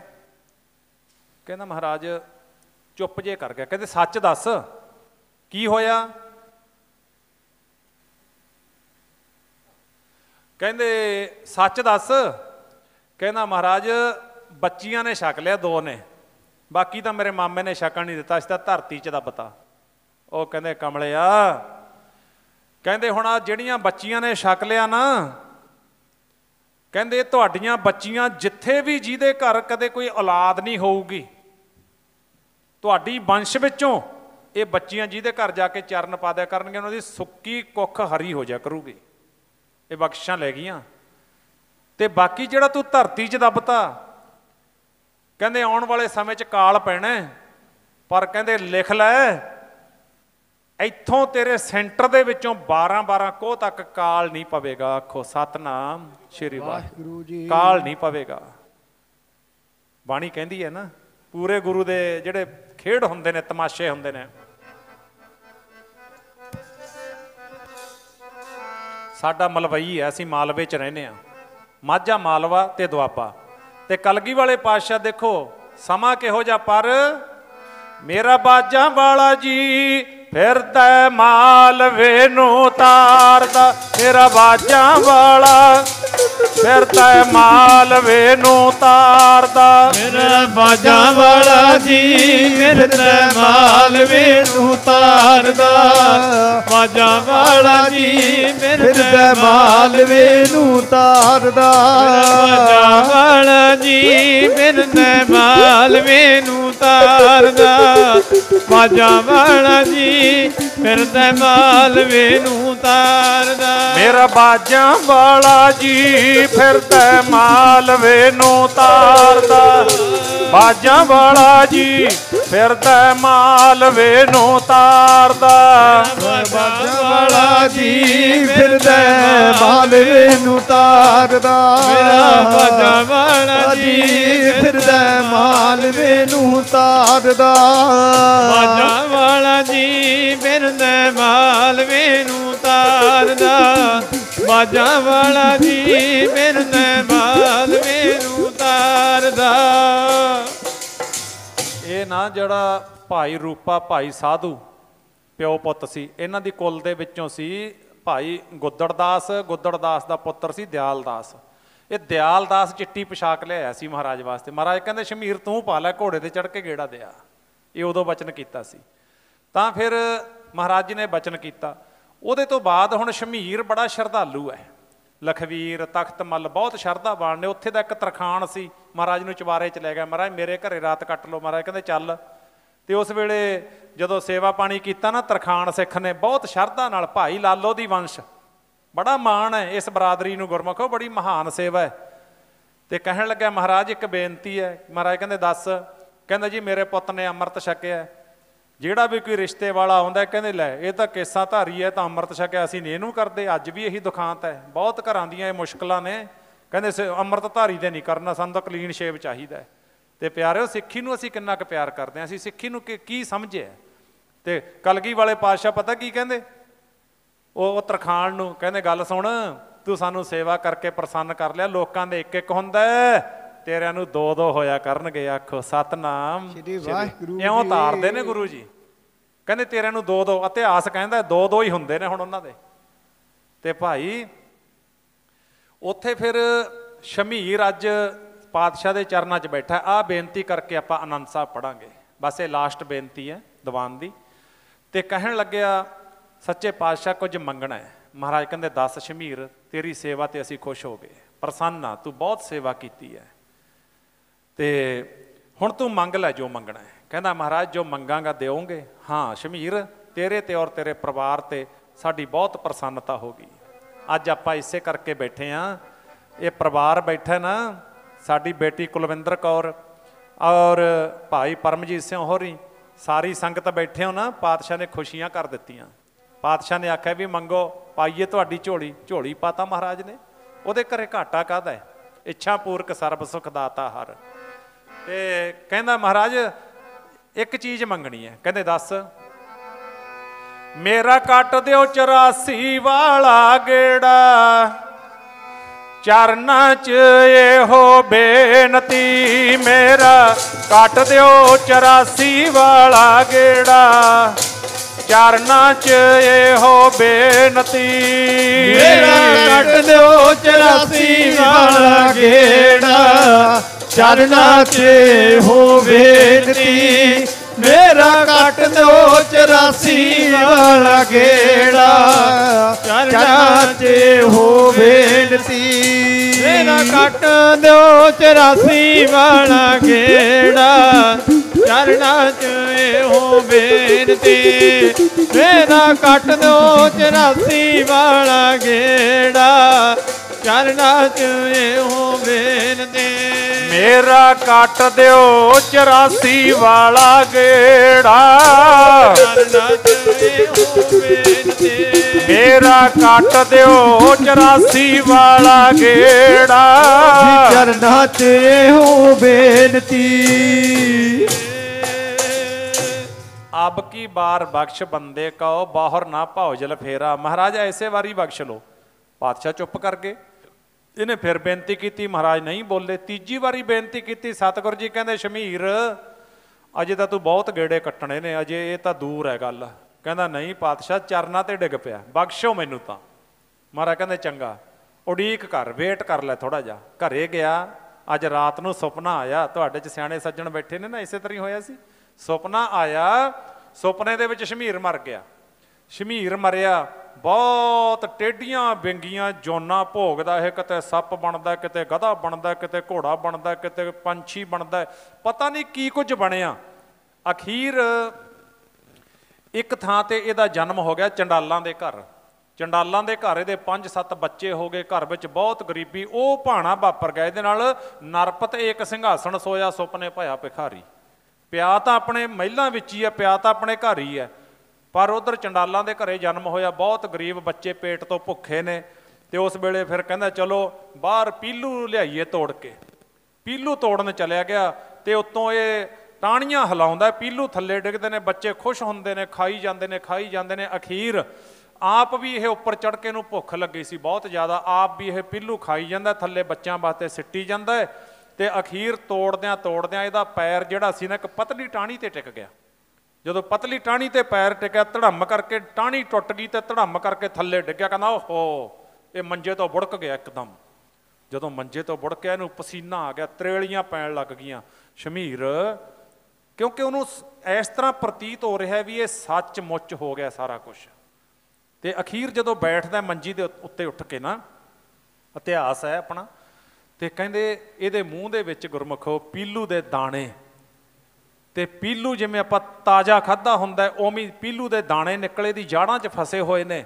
ਘਬਰਾਇਆ ਹੋਇਆ ਇਹ ਗੁਰੂ ਜੀ ਪਾਸ ਚਲਿਆ ਗਿਆ, ਬਹੁਤ ਘਬਰਾਇਆ ਹੋਇਆ। ਸਤਿਗੁਰੂ ਅੰਤਰਜਾਮੀ ਮੇਰਾ ਸਤਿਗੁਰੂ, ਸਤਿਗੁਰ ਮੇਰਾ ਜੀ ਅੰਤਰਜਾਮੀ, ਸਤਿਗੁਰ ਮੇਰਾ ਜੀ ਉਹ ਤਾਂ ਅੰਤਰਜਾਮੀ ਹੈ। ਤੇ ਪਾਤਸ਼ਾਹ ਦੇ ਚਰਨਾਂ ਤੇ ਮੱਥਾ, ਕਲਗੀ ਵਾਲੇ ਪਾਤਸ਼ਾਹ ਕਹਿੰਦੇ ਸ਼ਮੀਰ ਕੀ ਗੱਲ? ਹੱਸ ਰਹੇ ਨੇ ਮਹਾਰਾਜ। ਕੀ ਗੱਲ ਇਸ ਤਰ੍ਹਾਂ ਹੋਇਆ ਪਿਆ, ਤੇਰਾ ਚਿਹਰਾ ਉੱਡਿਆ ਪਿਆ? ਕਹਿੰਦਾ ਮਹਾਰਾਜ ਮੇਰੇ ਨਾਲ ਤਾਂ ਬਹੁਤ ਬੁਰਾ ਹੋਇਆ। ਕਹਿੰਦੇ ਦੱਸ ਕੀ ਗੱਲ ਹੈ? ਕਹਿੰਦਾ ਮਹਾਰਾਜ ਮੈਂ ਤਾਂ ਇਸ ਤਰ੍ਹਾਂ ਮਰ ਗਿਆ, ਤੇ ਮੈਂ ਫਲਾਣਾ ਫਲਾਣਾ ਇਸ ਤਰ੍ਹਾਂ ਪੀਲੂ ਤੋੜਨ ਚਲੇ ਗਏ। ਤੇ ਮਹਾਰਾਜ ਕਹਿੰਦੇ ਵੇਖ ਗਾ ਜਾੜ ਦੇ ਵਿੱਚ ਡੱਕਾ ਜਾ ਮਾਰ ਕੇ, ਜਦੋਂ ਵੇਖਿਆ ਪੀਲੂ ਨਿਕਲਦੇ ਨੇ ਜਾੜ ਦੇ ਵਿੱਚੋਂ। ਕਹਿੰਦੇ ਸਮਝਿਆ ਨਹੀਂ ਕੁਛ? ਕਹਿੰਦੇ ਨਹੀਂ ਮਹਾਰਾਜ। ਕਹਿੰਦੇ ਕੱਲ 3 ਵਾਰੀ ਤਾਂ ਚਰਨਾਂ ਤੇ ਡਿੱਗਿਆ ਸੀ ਵੀ ਬਖਸ਼ ਲੋ। ਕਹਿੰਦੇ ਬਖਸ਼ਿਆ ਤੂੰ ਕਮਲਿਆ, ਡਰ ਨਾ, ਆਖੋ ਸਤਨਾਮ ਸ਼੍ਰੀ ਵਾਹਿਗੁਰੂ। ਕਹਿੰਦਾ ਮਹਾਰਾਜ ਕਿਵੇਂ? ਕਹਿੰਦੇ ਸਾਰੇ ਜਨਮ ਤੂੰ ਭੋਗਣੇ ਸੀ, ਤੇਰੀ ਸੇਵਾ ਕਰਕੇ ਤੈਨੂੰ ਬਖਸ਼ਿਆ, ਤੈਨੂੰ ਬਖਸ਼ ਦਿੱਤਾ, ਤੇਰਾ ਜਨਮ ਮਰਨ ਕੱਟ ਦਿੱਤਾ, ਤੇਰੀ 84 ਨਵੇੜਤੀ। ਇਉਂ ਦਿਆਲੂ ਹੈ ਗੁਰੂ। ਪਿਆਰਿਓ, ਕਿੰਨਾ ਤੇ ਦਿਆਲੂ ਹੁੰਦਾ ਹੈ? ਜਿਹੜੇ ਉਹ ਜਿਹੜੀ ਭਰੀ ਹੈ ਮੱਤ ਪਾਪਾਂ ਕੈ ਸੰਗ, ਉਹ ਧੁੱਪ ਹੈ ਨਾਵੈ ਕੈ ਰੰਗ। ਜਿਹੜੇ ਗੁਰੂ ਕਿਰਪਾ ਦੇ ਪਾਤਰ ਬਣ ਜਾਂਦੇ ਨੇ, ਗੁਰ ਪ੍ਰਸਾਦ ਲੈ ਲੈਂਦੇ ਨੇ। ਆਓ ਅੱਜ ਪਰਿਵਾਰ ਭਾਗਾਂ ਵਾਲਾ ਹੋ ਗਿਆ। ਸਾਡੀ ਬੇਟੀ ਕੁਲਵਿੰਦਰ ਕੌਰ, ਜੋ ਡਾਇਰੈਕਟਰ ਪਦ ਦਾ ਇਹਨਾਂ ਨੂੰ ਅਹੁਦਾ ਪ੍ਰਾਪਤ ਹੋਇਆ, ਸਮੁੱਚੀਆਂ ਗ੍ਰਾਮ ਪੰਚਾਇਤਾਂ, ਸਮੁੱਚੇ ਸੰਗੀ ਸੱਜਣ 18 ਜ਼ੈਡ 10 ਜ਼ੈਡ ਵਾਲੇ, ਤੇ ਭਾਈ ਪਰਮਜੀਤ ਸਿੰਘ ਜੀ 16 ਜ਼ੈਡ ਵਾਲਾ ਪਰਿਵਾਰ ਹੈਗਾ। ਸਮੁੱਚੇ ਪਰਿਵਾਰ ਤੇ ਸੰਗੀਆਂ ਤੇ ਸਹਾਇਕਾਂ ਤੇ ਪਾਤਸ਼ਾਹ ਨੇ ਵੱਡੀਆਂ ਬਖਸ਼ਿਸ਼ਾਂ ਕੀਤੀਆਂ ਨੇ। ਪਾਤਸ਼ਾਹ ਜੀ ਦਾ ਸ਼ੁਕਰਾਨਾ ਕਰਨ ਵਾਸਤੇ ਸਮੁੱਚੀ ਗ੍ਰਾਮ ਪੰਚਾਇਤ ਤੇ ਸਮੁੱਚੀਆਂ ਸੰਗਤਾਂ ਨੇ ਵੱਡਾ ਇਹ ਉਪਰਾਲਾ ਕੀਤਾ। ਤੇ ਮੈਨੂੰ ਇੱਥੇ ਆਉਣ ਵਾਸਤੇ ਮੇਰੇ ਬਹੁਤ ਹੀ ਅਜੀਜ਼, ਬਹੁਤ ਹੀ ਪਿਆਰ ਵਾਲੇ ਭਾਈ ਬੇਅੰਤ ਸਿੰਘ ਹੋਰੀ, ਕਿਉਂਕਿ ਇਹਨਾਂ ਦਾ ਕਈ ਥਾਵਾਂ ਤੇ ਮੇਰੇ ਨਾਲ ਮਿਲਾਪ ਹੋਇਆ, ਤੇ ਪਿਆਰ ਹੋਣ ਕਰਕੇ ਇਹਨਾਂ ਨੇ ਨਿਮਾਣੇ ਨੂੰ 250 ਕਿਲੋਮੀਟਰ ਤੋਂ ਬੁਲਾਇਆ। ਮੇਰਾ ਜ਼ਿਲ੍ਹਾ ਮਾਨਸਾ ਪੰਜਾਬ, ਤੇ ਮਾਨਸਾ ਜ਼ਿਲ੍ਹੇ ਦੇ ਵਿੱਚ ਸ਼ਹਿਰ ਹੈ ਛੋਟਾ ਜਿਹਾ ਬਰੇਟਾ ਮੰਡੀ। ਬਰੇਟਾ ਮੰਡੀ ਦੇ ਨਾਲ ਪਿੰਡ ਹੈ ਖੁਡਾਲ। ਉੱਥੇ ਦਾਸ ਤੁਹਾਡੇ ਵਾਂਗੂ ਆਪਣੇ ਘਰ ਰਹਿੰਦਾ ਹੈ, ਖੇਤੀ ਪੱਤੀ ਕਰਦੇ ਆ, ਬਿਜ਼ਨਸ ਨੇ ਮਹਾਰਾਜ ਦੇ ਦਿੱਤਾ, ਸਭ ਕੁਝ ਦਿੱਤਾ ਸਤਿਗੁਰਾਂ ਨੇ, ਤੁਹਾਡਾ ਆਸ਼ੀਰਵਾਦ ਹੈ ਸੰਗਤ ਦਾ। ਤੇ ਐਡੀ ਦੂਰੋਂ ਬੁਲਾਉਣ ਦੇ ਬਦੌਲਤ ਮੈਂ ਭਾਈ ਬੇਅੰਤ ਸਿੰਘ ਹੋਰਾਂ ਨੂੰ ਔਰ ਤੁਹਾਨੂੰ ਸਮੁੱਚੀ ਸੰਗਤ ਨੂੰ ਬਹੁਤ ਬਹੁਤ ਤੁਹਾਡਾ ਧੰਨਵਾਦ ਕਰਦਾ। ਸਭ ਤੋਂ ਵੱਧ ਸ਼ੁਕਰਾਨਾ ਸ਼੍ਰੀ ਗੁਰੂ ਗ੍ਰੰਥ ਸਾਹਿਬ ਮਹਾਰਾਜ ਜੀ ਨੇ। ਕੋਈ ਬੇਨਤੀ ਕਰਾਂਗਾ, ਜ਼ਿੰਦਗੀ ਵਿੱਚ ਕੁਝ ਵੀ ਬਣ ਜਾਈਏ, ਜ਼ਿੰਦਗੀ ਵਿੱਚ ਕੋਈ ਵੀ ਸਮਾਂ ਬਣੇ, ਸਿੱਖਾ ਕਦੇ ਗੁਰੂ ਗ੍ਰੰਥ ਸਾਹਿਬ ਨੂੰ ਨਾ ਛੱਡੀ। ਬਸ ਆਹ ਨੋਟ ਕਰਿਓ, ਜਿਵੇਂ ਅੱਜ ਗੁਰੂ ਗ੍ਰੰਥ ਸਾਹਿਬ ਜੀ ਦਾ ਸ਼ੁਕਰਾਨਾ ਕੀਤਾ, ਐਸੇ ਤਰ੍ਹਾਂ ਰੋਮ ਰੋਮ ਗੁਰੂ ਦਾ ਸ਼ੁਕਰਾਨਾ ਕਰੀਏ, ਅੰਦਰੋਂ ਜੁੜ ਜਾਈਏ ਗੁਰੂ ਗ੍ਰੰਥ ਸਾਹਿਬ ਜੀ ਨਾਲ। ਸੋ ਸਾਧ ਸੰਗਤ, ਅਸੀਂ ਪਾਤਸ਼ਾਹ ਦੇ ਚਰਨਾਂ ਵਿੱਚ ਇਹੋ ਅਰਦਾਸ ਕਰਦੇ ਹਾਂ, ਸਮੁੱਚੇ ਪਰਿਵਾਰ ਨੂੰ, ਸੰਗੀਆਂ ਨੂੰ, ਪਾਤਸ਼ਾਹ ਜੀ ਇਹ ਜੋ ਵਿਕਾਸ ਕਰਨ ਵਾਸਤੇ ਸੇਵਾ ਜੋ ਇਹ ਮਿਲੀ ਹੈ, ਇਹ ਵੱਧ ਤੋਂ ਵੱਧ ਵਿਕਾਸ ਹੋਵੇ, ਵੱਧ ਤੋਂ ਵੱਧ ਸੇਵਾਦਾਰ ਬਣ ਕੇ ਤੁਸੀਂ ਸੇਵਾ ਕਰੋ। ਐਸੇ ਤਰ੍ਹਾਂ ਸਤਿਗੁਰੂ ਜੀ ਖੁਸ਼ੀਆਂ ਵਰਤਾਉਂਦੇ ਰਹਿਣ, ਤੇ ਆਪਾਂ ਸਾਰੇ ਰਲ ਮਿਲ ਕੇ ਬੈਠੀਏ, ਆਪਸੀ ਪਿਆਰ, ਆਪਸੀ ਭਾਈਚਾਰਾ ਵਧਾਈਏ, ਖੰਡੇ ਕੀ ਪਹੁਲ ਲੈ ਕੇ ਅੰਮ੍ਰਿਤ ਛਕੀਏ। ਤੇ ਸਾਧ ਸੰਗਤ ਗੁਰੂ ਵਾਲੇ ਬਣ ਕੇ ਨਸ਼ਿਆਂ ਦਾ ਕਰਕੇ ਤਿਆਗ ਤੇ ਸਤਿਗੁਰੂ ਪਾਤਸ਼ਾਹ ਦੇ ਦਰ ਨਾਲ ਜੁੜੀਏ। ਬੇਅੰਤ ਭੁੱਲਾਂ ਦੀ ਬਖਸ਼ ਦੇਣੀ ਖਿਮਾ, ਉਹ ਦੇਖੋ ਹੋ ਗਈ ਰਿਕਾਰਡਿੰਗ, ਤੇ ਭੁੱਲ ਚੁੱਕ ਦੀ ਖਿਮਾ। ਕਿਉਂਕਿ ਜਿਹਨੂੰ ਕਿਸੇ ਨੂੰ ਕੁਝ ਆਉਂਦਾ ਹੁੰਦਾ ਹੈ ਉਹ ਤਾਂ ਮਾਫੀ ਮੰਗੇ ਭਾਵੇਂ ਨਾ ਮੰਗੇ, ਪਰ ਮੈਨੂੰ ਤਾਂ ਆਉਂਦਾ